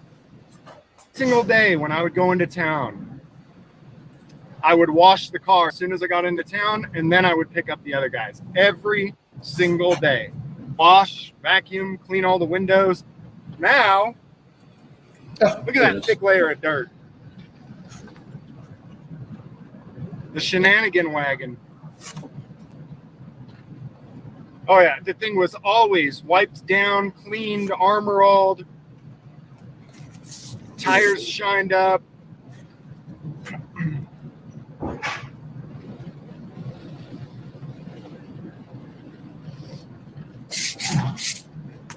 Happy F Undocumented Day, says Wolverine Transparency with a $2 super chat. Thanks, Wolverine.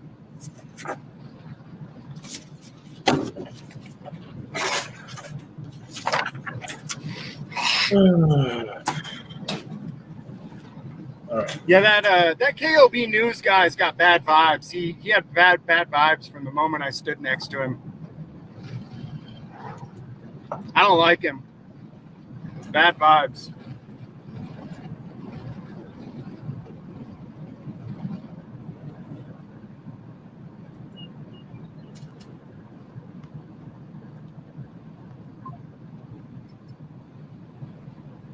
The Telemundo guy's got good vibes. He's a chill dude. The camera was pointed at me during my public comment. You should have seen how many of these people got up and walked out during my public comment. And did you hear all of the bullshit that we listened to before that? All the begging for money and begging for more money and begging for government to fix this and fix that, like all bullshit. And then I get up there and say some bullshit, and they're like, this is bullshit. I listen to your bullshit.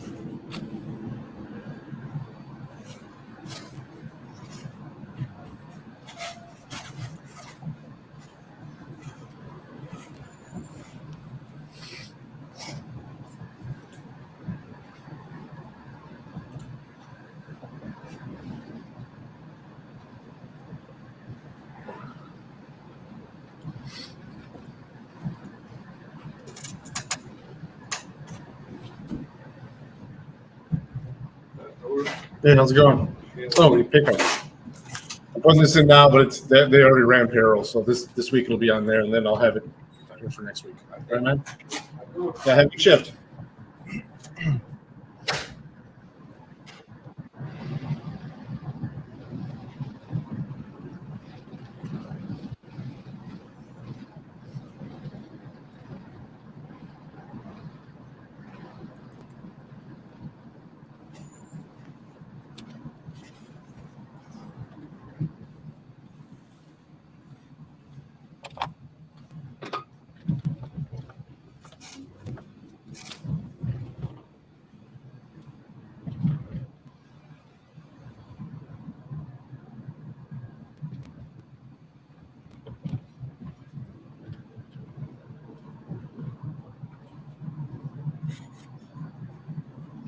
Hey, so guys, let me know in the chat. For those of you who have been here all day and kind of heard what's going on or what's allegedly going on and heard both sides,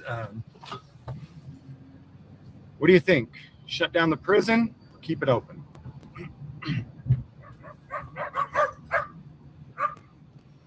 New Mexico is a welfare whore state, by the way. The entire state of New Mexico is propped up by federal dollars. If it weren't for federal dollars, I don't think the state of New Mexico would even exist. And so when I say welfare whore, I'm not talking about the single mother on food stamps. I'm talking about all the government jobs, all the government funding, all of the grants that people just got up there and asked for during this meeting. So I don't know. I mean, all things considered, what do you think? Somebody says shut them down and send them home. Mike says shut it down.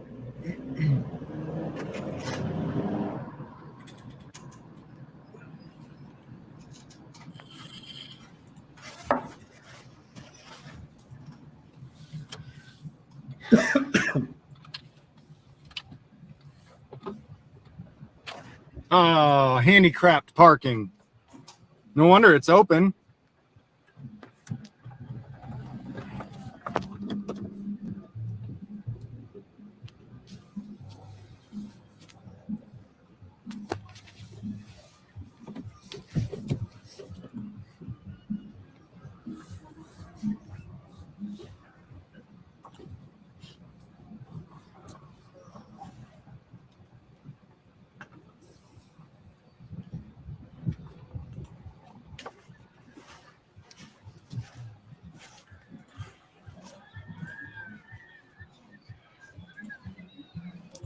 All right, guys. So I've got a few questions of my own. I'm wondering why, with all of these people being mistreated up the road and living in horrible conditions, why these people are all over here having a fiesta instead of up there continuing to throw a temper tantrum until changes are actually made. What do you guys think? What do you think?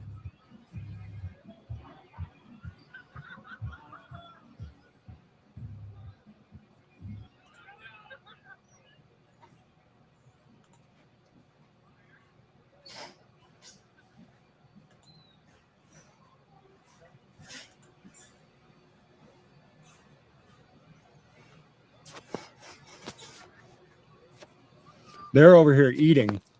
I think all of these people should go on a fast until the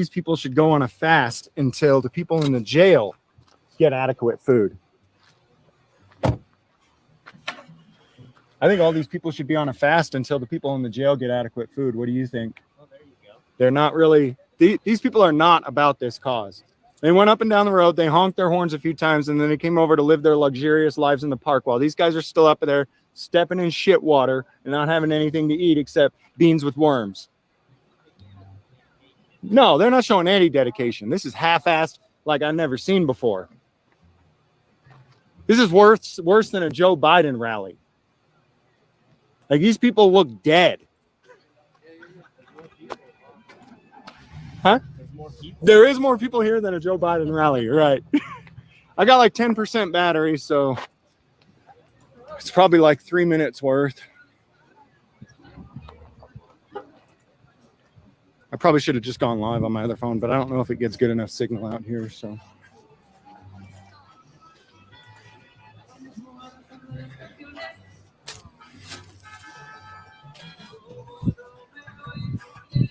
Hey, what's up, man? Ariel. Ariel, I'm James. James. Freeman. Cool. Oh, no way, I've heard your name. Yeah? A lot. Yeah? Yeah. Good to meet you. Do we have to do this on camera? I'm live right now, so. Okay. You want to talk later? Yeah, let's talk later. Okay. We can even talk now. I'm feeling. Can I step to the side? Yeah. It is a little off-putting. Here, what if I turn it towards my face? That'd be great. Yeah, so you got it on me? Yeah, I get camera. I do too, actually, believe it or not. Even after doing this for so long. Cool. Do you have any questions about today? Or? I do. So the conditions are pretty bad up there at the jail, right? That's what we're hearing from people inside. Although for me it's second. Like I'm with the Torrance County Listening Project. Torrance County what? Listening Project. Okay. Which is a project that basically recognizes that the jail might close, whether it's because advocates are calling attention to the conditions. Sorry, whether James. It's because Core Civic decides it's not profitable anymore. Whether it's because the federal government. We're gonna listen to some other probably copyrighted music. To my butthole, yeah. Oh my God, what did I do? I can't take a dump, cause now my balls are blocking up my butthole. Fool me once, shame on you. Fool me twice, shame on you. Good God, I pulled too hard, now my scrotum's stretched out like a fucking yard. Oh God, I grew my balls to my butthole, baby. Oh my God, what did I do? I can't take a dump, cause now my balls are blocking up my butthole. My lady doesn't want a life, I'm watching her man use a butter knife. Face down, ass up, try and saw off the sack. Oh baby, fucking please just take me back. I grew my balls to my butthole, baby. Oh my God, what did I do? I can't take a dump, cause now my balls are blocking up my butthole. Fool me once, shame on you. Fool me twice, shame on blue. Good God, I pulled too hard, now my scrotum's stretched out like a fucking yard. Glued my ball, it was inevitable, baby. This could have happened to anyone. Life is just fun like that. I got my balls to my butthole, baby. Oh my God, what did I do? I can't take a dump, cause now my balls are blocking up my butthole. Good God, I pulled too hard, now my scrotum's stretched out like a fucking yard. Good God, I pulled too hard, now my scrotum's stretched out like a fucking yard.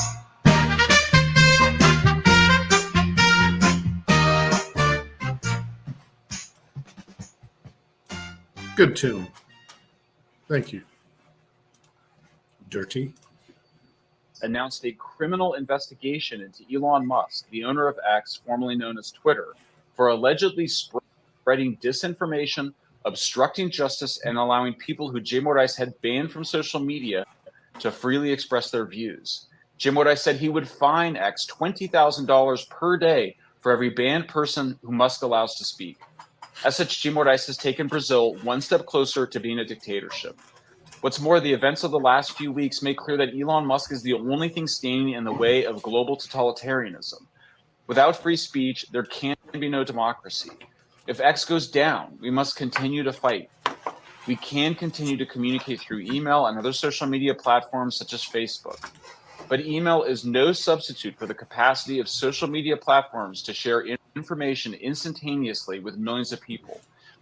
It's extraordinary that a platform of that scale and a person who wields the kind of financial and political and social power that Elon Musk currently has can be opposed in this way. It's extraordinary to me that free speech appears now to be a mutable matter, that really when people are talking about free speech and censorship, they are continually recalibrating what free speech constitutes, what is legitimate to censor and control. Now, Rumble, somewhat nobly, one has to say, have already left Brazil precisely because they don't want to be subject to this type of compromises and no doubt these kind of fines. Now, whatever you think about Elon Musk, you know, because he's got a lot of interest. He's got interest in electronic vehicles. He's got interest in satellites and space exploration. He's even got interest in fire extinguishers. When it comes to this issue, Elon Musk says he is and appears to be behaving like a free speech absolutist. If Brazil are able to ultimately prevent X from freely publishing and are able to ensure through fines that X censors certain accounts, presumably to shut down opponents of the state, of course they won't say that, oh, they're opponents of the state. They'll say it's disinformation or misinformation. This is another step towards the kind of centralized totalitarianism that I think all of you in the freedom movement are terrified of, that all of us are collectively trying to oppose. You've heard that the EU are implementing comparable measures. You know that in Ireland, hate laws are being proposed that would mean that the police would have the right to come and search your house, search your devices. You're aware from the story we've just seen about Alex Jones that the deep state confess that they themselves publish information that they know not to be true in order to bait and provoke and control and shut down dissent. This is an extraordinary moment for all of us. Let's have a look at Elon Musk's explanation on his own platform X. We kept getting these demands from this Judge Alexander. That's his name on Twitter, at Alexander.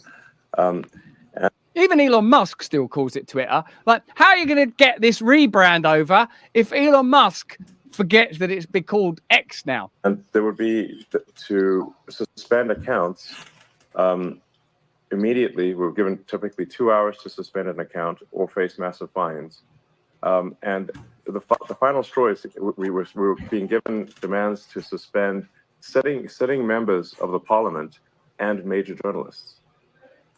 And moreover, we could not tell them that this was at the behest of Alexander Morales. We had to pretend that it was due to our rules of service. And that was the final straw, and we said no. It's extraordinary now. I suppose what we're being invited to do is ignore that principles are being violated, which many people are willing to do just because of the side of the argument they happen to be on. There'll be many people that because of their disdain for Donald Trump will not notice how terrifying it is that NATO are bypassing the national sovereignty of the nation of America, let alone the population of America, by ensuring that the funding model for the ongoing Ukraine-Russia conflict is protected in the event of a Trump presidency.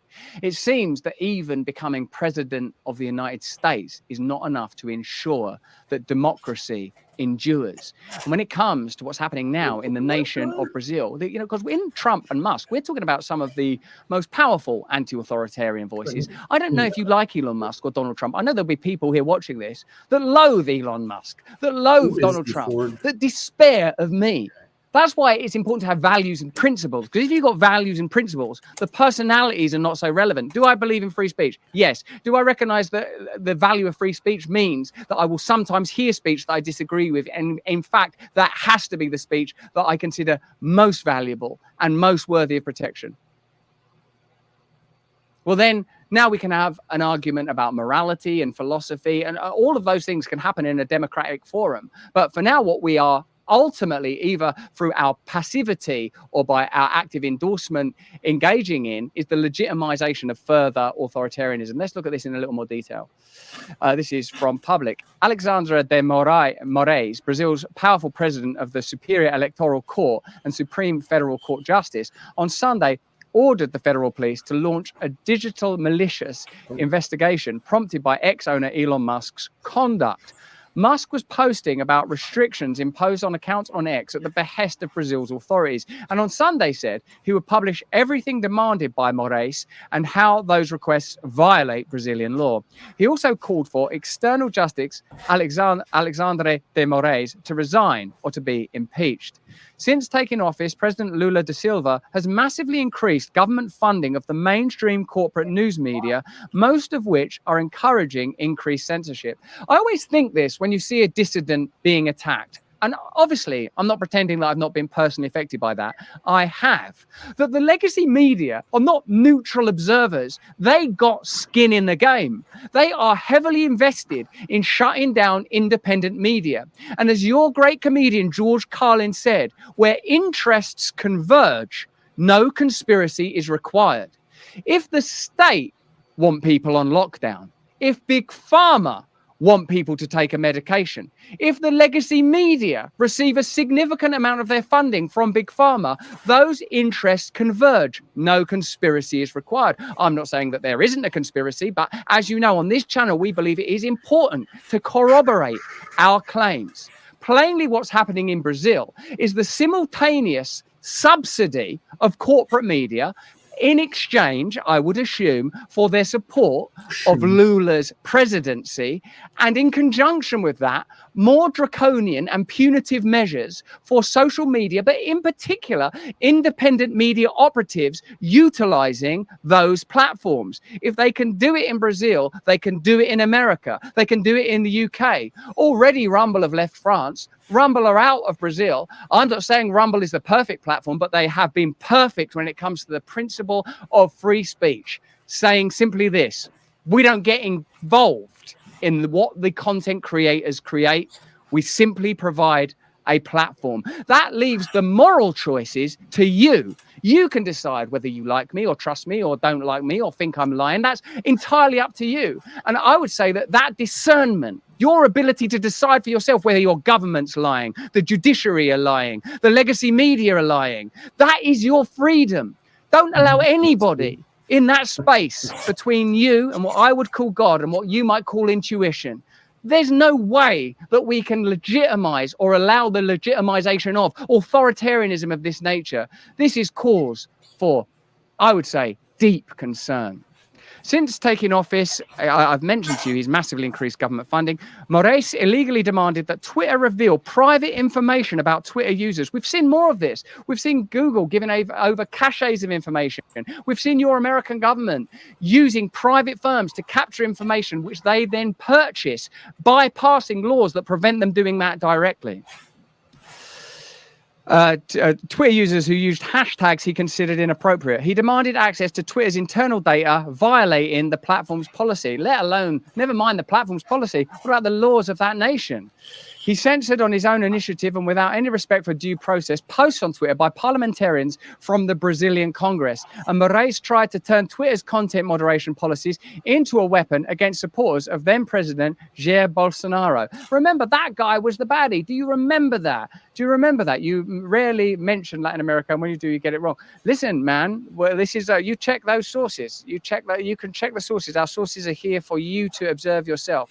The Twitter files also revealed that Google, Facebook, Uber, WhatsApp, and Instagram betrayed the people of Brazil. They provided the Brazilian government with personal registration data and telephone numbers without a court order, therefore violating the law. Oh well, if you've done nothing wrong, you've got nothing to hide. Yeah, well, let's just hope that one day the stuff you care about, the stuff you believe in, doesn't transgress the internal policies of an increasingly authoritarian Brazilian government. And yet more terrifyingly than that, even though Brazil is, of course, one of the most populous and glorious nations on this planet, an entire planet yielding to this kind of mentality. When Twitter refused to provide Brazilian authorities with private user information, including direct messages, the government attempted to sue Twitter's top Brazilian lawyer. Mark Zuckerberg, the owner of Facebook, abandoned his principled free speech position in 2020 after 3 years of relentless pressure from activist NGOs, Democrats, and corporate advertisers. Today, Facebook actively represses the spread of news. Indeed, you will recall that Instagram just slyly, suddenly, without any announcement or fanfare, just flipped a switch within the app that meant you will not see news on that platform unless you directly request it. And I can already see that the way that some of our posts are being received on that platform has been impacted. They're not trying to protect you. You would have to have almost limitless trust in their motives to believe that this is anything other than the protection and assertion of power. But I will say that they've introduced me to a pretty novel concept. For the first time ever there, I felt, except for when I was watching the Social Network movie, I felt a little bit sorry for Mark Zuckerberg, because I feel like, well, even though he's one of the world's most powerful men, he's only powerful in that role. He's only powerful if he complies. He only has the power to support the system, getting pressure from NGOs, Democrats, corporate advertisers. He's a human being like you and me, and he is a part of the system and a part of the machine. And I guess, again, whatever you think about Elon Musk, he ain't yielding. So I know a lot of people, I see cynicism, and I see people attacking me. I see people attacking all sorts of people. But he is standing up, isn't he? He's standing up. He's participating in the fight right now when it comes to this issue. The mainstream corporate news media have never been more corrupt and totalitarian, with few exceptions. They spread government propaganda as a matter of policy. Nobody demands censorship more than the corporate media, which benefit from governments shutting down their competitors. Again, this is something I can speak about with some personal experience and understanding. The legacy media want to destroy independent media voices because day by day, their audience is diminishing because you don't trust them. And you're right not to trust them, because they see it as their role to normalize, popularize, and convey the agenda of the powerful with as little circumspection as possible. Think of any shiny floor American news show you like and just hear the dumb timbre of the voice and the constant conveyance of the agenda of the powerful. The pandemic was a seismic, epochal moment because it showed us how these institutions work together to ensure a kind of 360 orb of power, impenetrable by all but the most awakened of minds. That's why we have a duty to engage in personal disciplines that allow us to awaken together and discern, and a set of values and principles that are about the freedom of speech of people we disagree with. Governments are either not protecting free speech or actively participating in the war upon it. So again, Schellenberger here makes the point that legacy media and governments don't need to be drilled. The legacy media do not like Joe Rogan's success or Tucker Carlson's success or even my success. They don't like it that me and you have this vibe, that we trust one another, that I'm different from you in 100 ways, that you would disagree with me on 1,000 topics, but I believe in your freedom. I believe in your right to disagree with me. I believe in your right to your religion or lack of religion or your culture or your identity. We have a set of basic principles that they're pretending aren't there, about free speech, about consent, about care, about love, about community. And they're saying, although these things, they're a post-structuralist, bizarre concoction. There's no such thing as meaning. There's no such thing as God. There's no such thing as friendship. We're just blobs here to consume and devour whatever's put in front of us, whether it's bad information or bad television, bad content, bad food. They just put it in front of us and expect us to consume. Last month, the US Supreme Court held a hearing where justices made clear that they were fine with the US government pressuring social media companies to censor.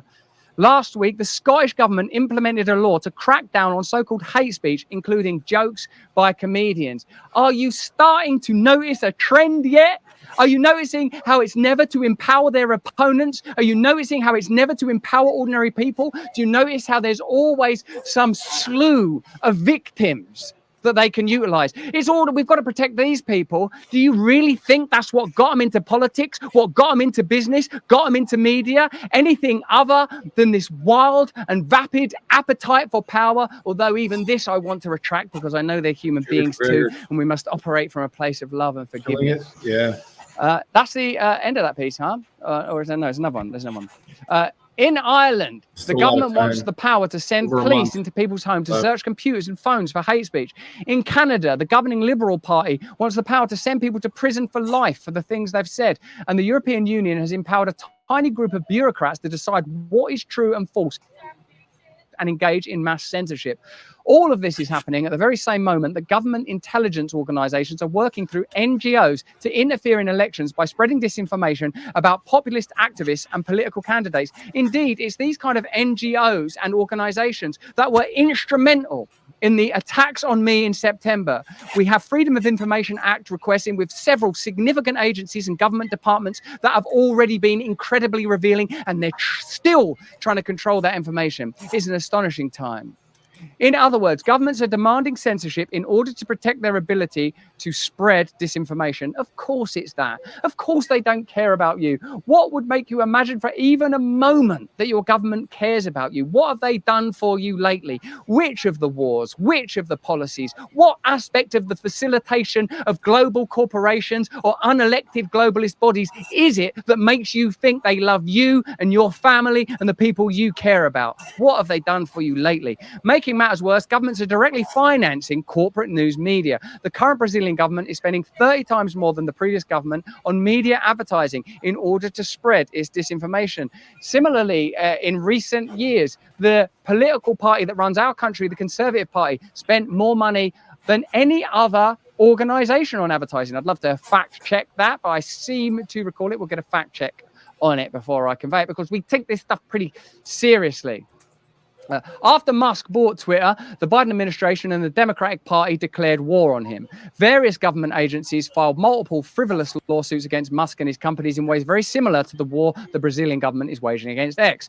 What all of this reveals is that until Musk bought Twitter, he didn't really have freedom of expression. The US government felt that it controlled both the corporate news media and social media companies. We saw in the Twitter files that the FBI orchestrated a disinformation and censorship campaign in order to protect Joe Biden. That amounts to anti-democratic practices. We know that Google filter, control, and curate information to ensure that a news agenda favorable to the Biden administration can be met. And that's not because they love Joe Biden and his ice cream licking lips and his aviator shades. It's because Joe Biden is a stooge of the establishment, that the Democrat Party is the party of war, the party of censorship, the party of power now. After that, the US Department of Homeland Security and the Stanford Internet Observatory engaged in a mass censorship effort around the 2020 elections and COVID. And that's why COVID was such a significant time for all of us. We all learned a great deal during that period. Primarily, legacy media works together with government organizations, state departments, peculiar, shaded, often publicly funded, yet private organizations that are interested in censorship and de-amplification of information that empowers you. And here's a significant piece in all this. This is Bernie Sanders in 2022 talking about Joe Biden sending the CIA to ensure democracy in Brazil. Fortunately, that election went the way that the Biden administration would have it, having a companion and ally in Lula, something they did not have in the previous incumbent of office in that country. Let's have a look at Bernie Sanders saying that. I believe this is from 2022. And by the way, in fairness to the Biden administration, before we talk about their relationships with progressive governments, they have, and I think in an unusual way, sent the CIA and sent the Secretary of Defense down to Brazil. Yeah. Over the last several months to make it clear that they did not want to see a rigged election or a coup. And that's what the Biden people did. And I appreciate that.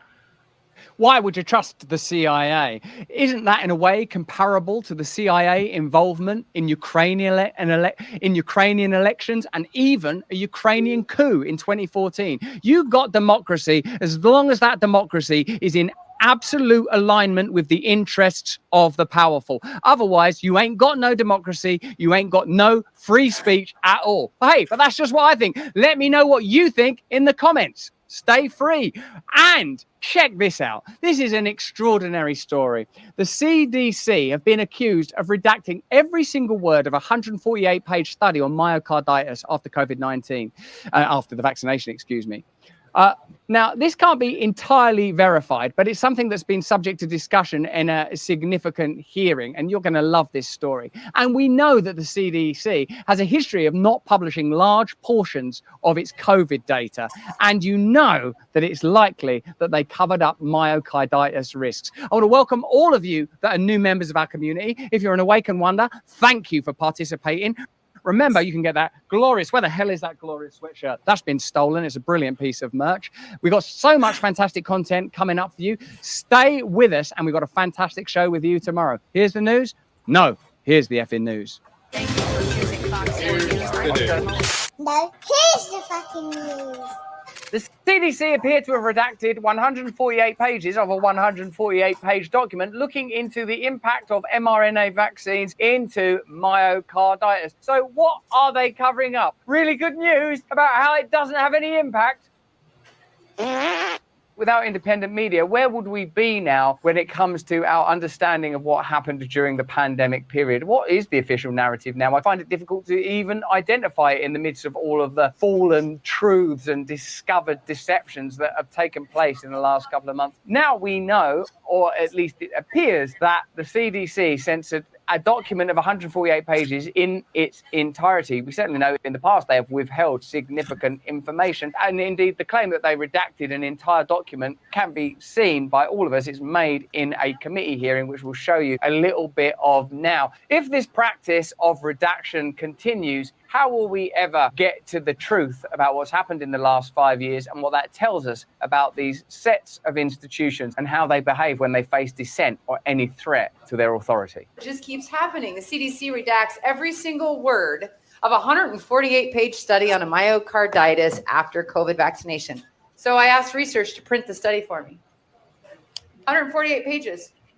The entire thing is redacted. Good news is you could put that straight back into the photocopier and it could go through again with minimal impact on the environment. And surely it's the environment that must be utmost in our concerns now. Although I'm worried about dying in a pandemic or from a nuclear war, then probably environment. What good does a study do if there's nothing there? Then I want to know, wait, what might have been there that they needed to redact it? That's even scarier.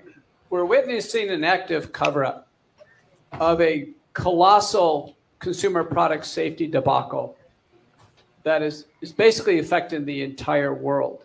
This is Dr. Peter McCulloch's testimony, and I wonder where this committee and its findings will ultimately lead, because already in his first sentence he's told us that there's been a debacle and a cover-up. Are we ever likely to hear those terms spoken at the level of authority necessary for there to be the obviously required reckoning? So in the United States, our CDC, National Institutes of Health, and the FDA are actively involved in a cover-up. And the same is occurring in the UK with the MHRA, Europe with European medicine agencies, and Australia with the Therapeutic Goods Administration. So evidently, the regulatory bodies in all territories are willing to participate, it seems, in facilitating these pharmaceutical companies in avoiding the consequences or even an investigation into the inefficiency of their product, possibly the dangers of their products, because it doesn't matter where it's taking place globally, Australia, the UK, the United States, there is no clear accountability. Neither is there sufficient journalistic investigation, neither are there sufficient clinical trials. Everything that Peter McCulloch, whilst at this point not being 100% verifiable, at least seems plausible. Something is going on that's very big. Each one of these companies that puts out a product has an obligation to produce 90 days of safety monitoring after their product comes out. It's a regulatory dossier. If somebody has a problem with the new product and they call the company like Pfizer, Pfizer has to report, write down what happened, and they have to collate that in a report and produce it and make it publicly available. When it came to 90 days with Pfizer, the first vaccine that came out, remember Pfizer was approved December 10th, 2020, Pfizer didn't produce a report. And then people started asking, well, what's happening with your vaccine? And Pfizer would not disclose what happened. And then it went to court. And the lawyer for the FDA stepped in and said they don't want to release Pfizer's dossier for 55 years. 55 years. And the plaintiff pushed. And finally, slowly, the Pfizer dossier came out. So we'll start with the claim that indeed the CDC have redacted 148 pages of a 148-page document. Seems bloody ridiculous. Then we'll look at comparable recent instances where information has been withheld. Then we'll look at how we know something extraordinary is happening because of the increase in excess deaths, the change in the way that excess deaths are calculated, and the necessity of insurance companies to reevaluate the way they impose premiums and charges because people are dying at surprising times from surprising things.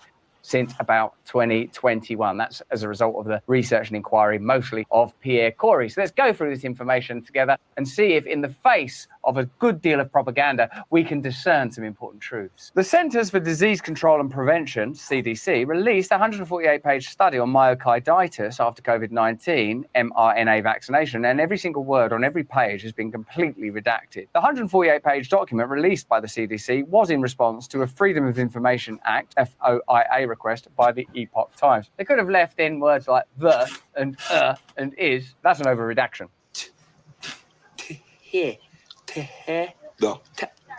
Perhaps when you hear a name like Epoch Times, you think, well, this is a new and emergent media space, and maybe you don't trust them. Maybe you need legacy media to make you feel comfortable that the information you're consuming has been verified. So this is a piece from the New York Times in 2022 that shows that the CDC redacting and controlling information is sort of par for the course. For more than a year, the Centers for Disease Control and Prevention has collected data on hospitalizations for COVID-19 in the United States and broken it down by age, race, and vaccination status, but it has not made most of the information public. When the CDC published the first significant data on the effectiveness of boosters in adults younger than 65 2 weeks ago, it left out the numbers for a huge portion of that population, 18 to 49-year-olds, the group least likely to benefit from extra shots. So in a way, that's the New York Times a couple of years ago observing that this information was being controlled, presumably with, in this case, a financial outcome. So even if you want to look at this whole exercise simply as an opportunistic way to make money, this piece of information from the New York Times is cause for concern. That's before you get into the health impact and the sort of stuff that Peter McCulloch and Dr. Pierre Corey are talking about. There's already, way there in the midst of the mainstream, cause for concern. 2 full years into the pandemic, the agency leading the country's response to the public health emergency has published only a tiny fraction of the data it's collected, several people familiar with the data set. But the CDC has been routinely collecting information since the COVID vaccines were first rolled out last year, according to a federal official familiar with the effort. The agency has been reluctant to make those figures public, the official said, because they might be misinterpreted as the vaccines being ineffective, which seems like a reasonable interpretation. And if data leads you to a particular interpretation, then it's data that's led you to it. It's not speculative at that point, is it? Hey, we've got a lovely partner today. It's our friends at Hallow. Hallow is the #1 prayer app in the world. I use it. You can explore Christianity with over 10,000 prayers, meditations, and music. And as Lent continues, what better way to deepen your connection to the loving Lord Christ? It's been downloaded 4 million times in 150 countries. It's a bit like Calm or Headspace, but for Christians. Hallow helps you pray and meditate and sleep better. It's helped me build a daily routine of habit and prayer. I do the rosary. I know it off by heart, except the end bit. I've got to learn that. You can pray alongside Mark Wahlberg, Jim Caviezel. He was Jesus. Jonathan Rumi. He was Jesus in The Chosen. You can choose your own Jesus. What version of Christianity do you want? And you know Jonathan Rumi was my body double in Ballers. Jesus was my body double. Download it today. Reclaim your rightful peace and grow closer to God. Go to hallow.com/brand to try the Hallow prayer app. You will love it. Okay, let's get back to the content. There's also some evidence that the CDC facilitated cover-ups and certainly delayed the release of information according to rhythms that are not immediately clear. A mounting body of evidence shows that the CDC and White House chose to ignore and cover up evidence of a significant myocarditis safety signal in early 2021, putting young people at risk of serious adverse events. On April the 27th, 2021, then director of the CDC, Rochelle Walensky, stated, "We have not seen any reports of post-vaccination myocarditis, but this was a false statement at the time." Journalist Zachary Steiber of the Epoch Times obtained internal CDC emails through a Freedom of Information Act request. Notice this information only comes available because independent journalists make inquiries using what amount to legal loopholes. As a person who's made Freedom of Information Act inquiries and requests, it's really difficult. They delay it as long as possible. They put you off. You have to involve lawyers. It's a total nightmare to get information that's yours by right. So remember, this is not an example of, well, look, they're being clear and transparent now. They're not being clear and transparent now. The information that we have is a result of independent journalism and independent inquiry, and they continue, it appears, based on this committee, to redact significant information even now, and I think we're all beginning to get a picture of just why that might be. Although even perhaps the most skeptical, cynical, and fearful among us might not understand the full scale of what we are facing. When Walensky claimed to have not seen any reports, there were dozens of reports in the US Vaccine Adverse Event Reporting System, VAERS. Although we can't know for sure if Walensky had seen reports of post-vaccine myocarditis, a US government memorandum from March 2021, also obtained by Stieber, stated there were 27 cases of myocarditis, myoprocarditis, and pericarditis, inflammation of the lining around the heart, on VAERS. In June 2021, after most people who were planning to get vaccinated had received at least one dose, the CDC began publicly investigating myocarditis and speaking to the news media about it. So I suppose the implication is they waited till people were vaccinated before telling them that there were risks associated with vaccines, and that doesn't seem responsible. The CDC, notes Stieber, was warned by Israel on February 28, 2021 about a large number of myocarditis cases after Pfizer COVID-19 vaccination, documents obtained by the Epoch Times show. Internally, the warning was designated as high importance and set off a review of US data. Walensky let months go by after receiving a warning from the Israeli Ministry of Health, and even when more information about myocarditis became public, her agency continued to downplay the risks. In November 2021, the Biden administration announced sweeping mandates for working-age people, many of whom were in the group, men under 30, who would be most at risk. So actually, there were mandates in place to ensure the necessity of taking a medication that they knew had risks, and indeed they insisted the most at-risk group be mandated to take that medication. When you're watching something like the Hunter Biden inquiries and whether or not Joe Biden should be impeached because of financial impropriety and being involved in his son's business dealings, you forget that actually in recent memory there's been corruption and negligence of such scale that the entire government needs to be reviewed and, you might argue, replaced. In fact, the challenge is so enormous that even people that are enthusiastic about change slightly balk at recognizing the significance of just a piece of information like that. It may be that Walensky chose to disregard the safety signals from Israel and the military because she did not want to interrupt the vaccination campaign. After a few reports of blood clots following Johnson & Johnson shots, the CDC placed a temporary pause on the company's vaccines. Doing something similar for Pfizer and Moderna might have brought the whole vaccine rollout to a halt. Right, I see. So they were just managing the perception of the vaccine, knowing that all that while hesitancy, shaming, reluctance, really what should have been happening is there are risks. These are the risks. Actually, they were being bombastic, assertive, propagandist and mandating the taking of those medications. And now they're curious as to why there is significant and maybe even historic mistrust in the government and in the pharmaceutical industry. To this day, the CDC has not released complete, updated data on myocarditis. The agency's cover-up of adverse cardiac events has had profound consequences and represents a major breach of trust and abuse of authority. Because of that lack of transparency, there are now data sets of billions of people that have taken vaccines, and now a study has revealed just how significant a portion of people suffered adverse effects and injuries. A new study on COVID-19 vaccines that looked at nearly 100 million vaccinated individuals affirmed the vaccines previously observed links to increased risks for certain adverse effects, including myocarditis and Guillain-Barré syndrome. Both mRNA vaccines from Pfizer and Moderna were associated with incidents of myocarditis, inflammation of the heart muscle, which occurred more than was expected in the study, with the condition having a significant observed to expected ratio consistently after the first, second and third doses. Significantly higher than expected cases of pericarditis, inflammation of the sac-like structure that surrounds the heart, were also observed following first and fourth doses of Moderna's vaccines. So that's perhaps an indication as to why the CDC have been reluctant to fully release information on myocarditis. It's likely that the information is significant. And now the subject that represents the jewel in the crown of coronavirus conspiracy theories, excess deaths. There is significant evidence to suggest that excess deaths, well, there are calculations, not theories, excess deaths are higher. There are attempts to manipulate those figures, but they are not manipulating those figures when it comes to assessing life insurance. There,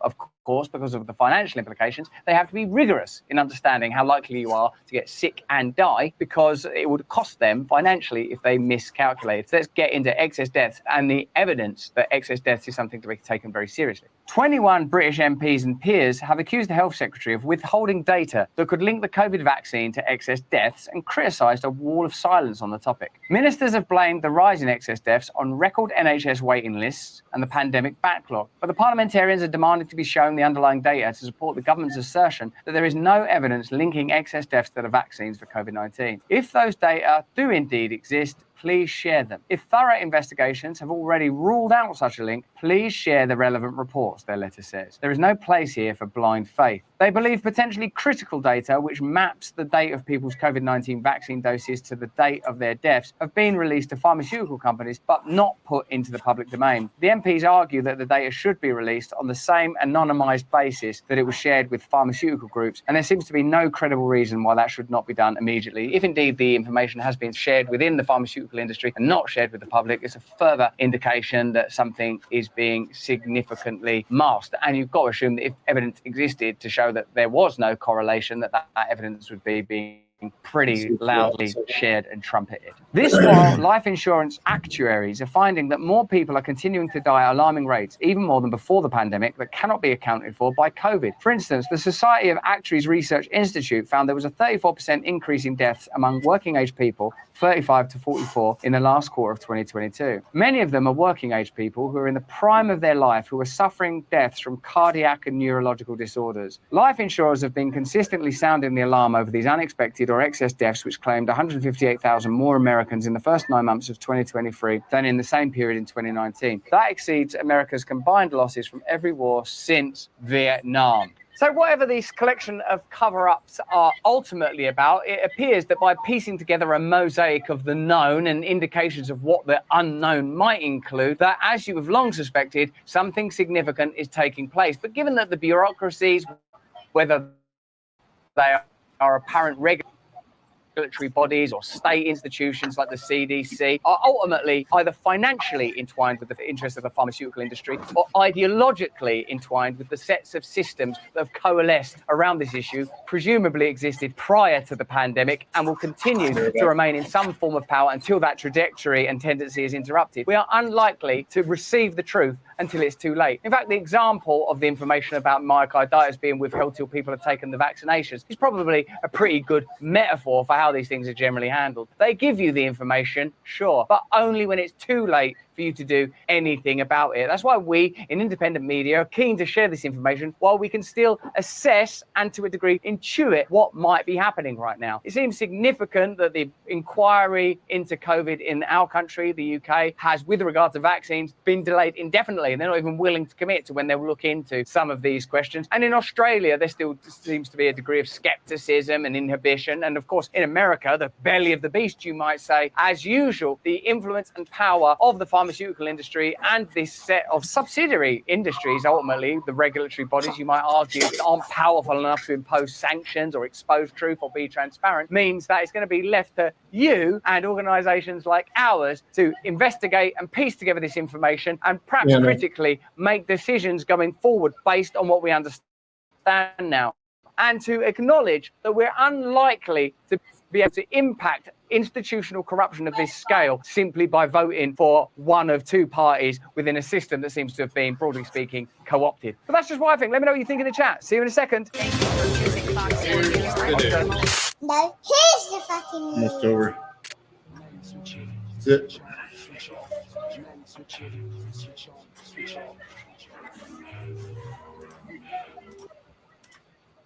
What is this?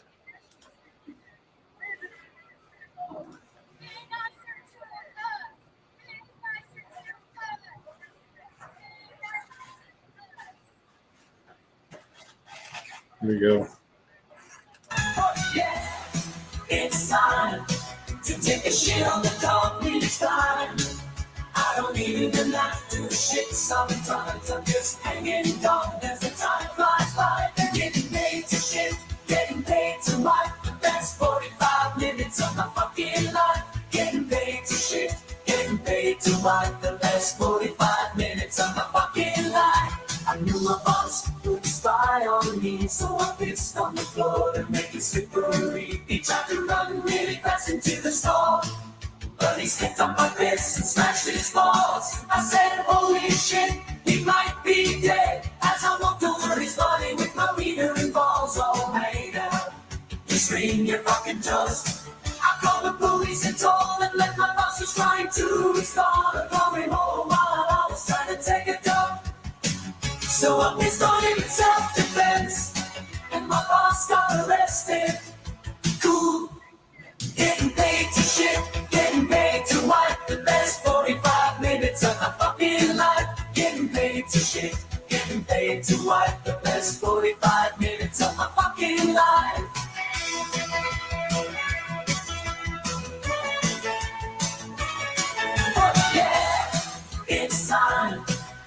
take a shit on the company's dime. I don't even have to shit sometimes. I'm just hanging on as the time flies by. It's time to take a shit on the company's dime. I don't even have to shit sometimes. I'm just hanging on as the time flies by.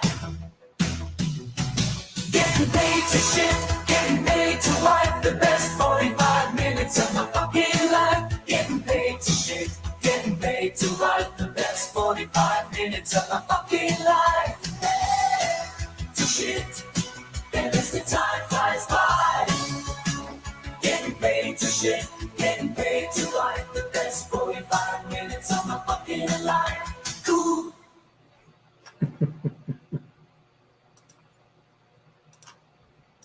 These are the yucky Mexicans who are. I kind of want, if he's not watching Freeman anymore, I kind of want to go and watch Freeman's thing. Oh yeah, he is. He's just quiet.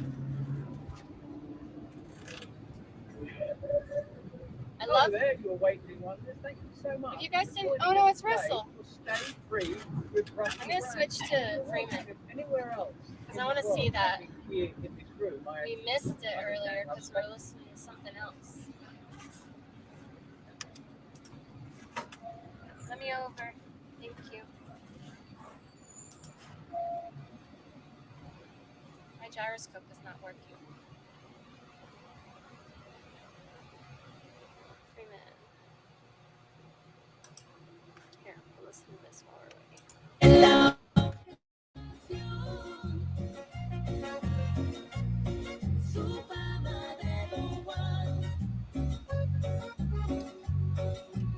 Oh, is it not posted?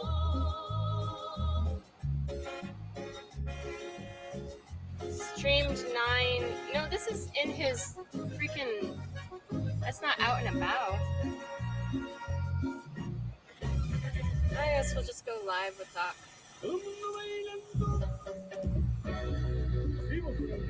Fast forward. You're seeing yourself now. Oh no, it's me!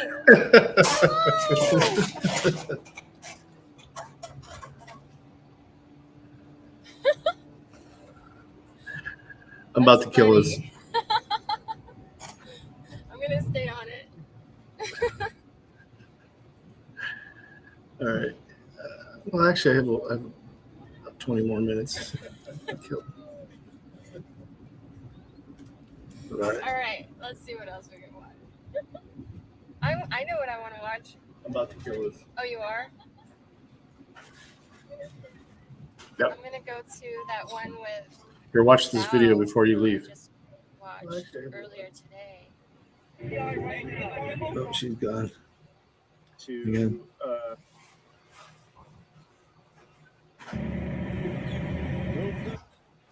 Oh, you can't see it. It's just Bao getting arrested in Miami. It's not very interesting if you can't see it. But he does say all of the things. He goes screaming.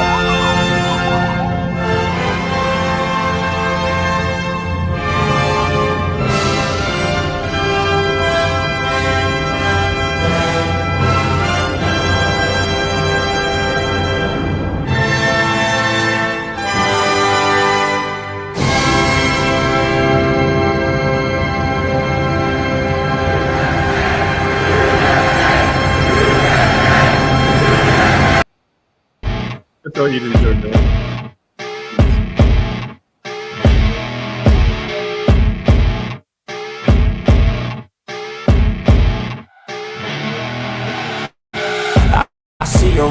Up Uber black Cadillac, high heel boots and a sexy body full of tats. Baby's bad, oh baby's hella bad. After her there ain't no coming back. Wanna take a run at that. I think she's feeling me, turn it up a few degrees. My imagination of her body gets the best of me. Oh gosh, she's such a tease, bitten lips, bruised knees. I'm addicted to her, need her touching me. Cause she got a bad little waist, and we tearing down this place. Off the liquor that we chase, got some egos to the face. Baby, I don't need no space. Coming closer for a taste, and I'll show you how I make everything just fade away. Cause she's like sex, drugs, cocaine, body so insane. Jealous of the clothing that she wears up on a tight frame. All game, no shame, baby came here to play. I feel like an addict cause she's sex, drugs, cocaine.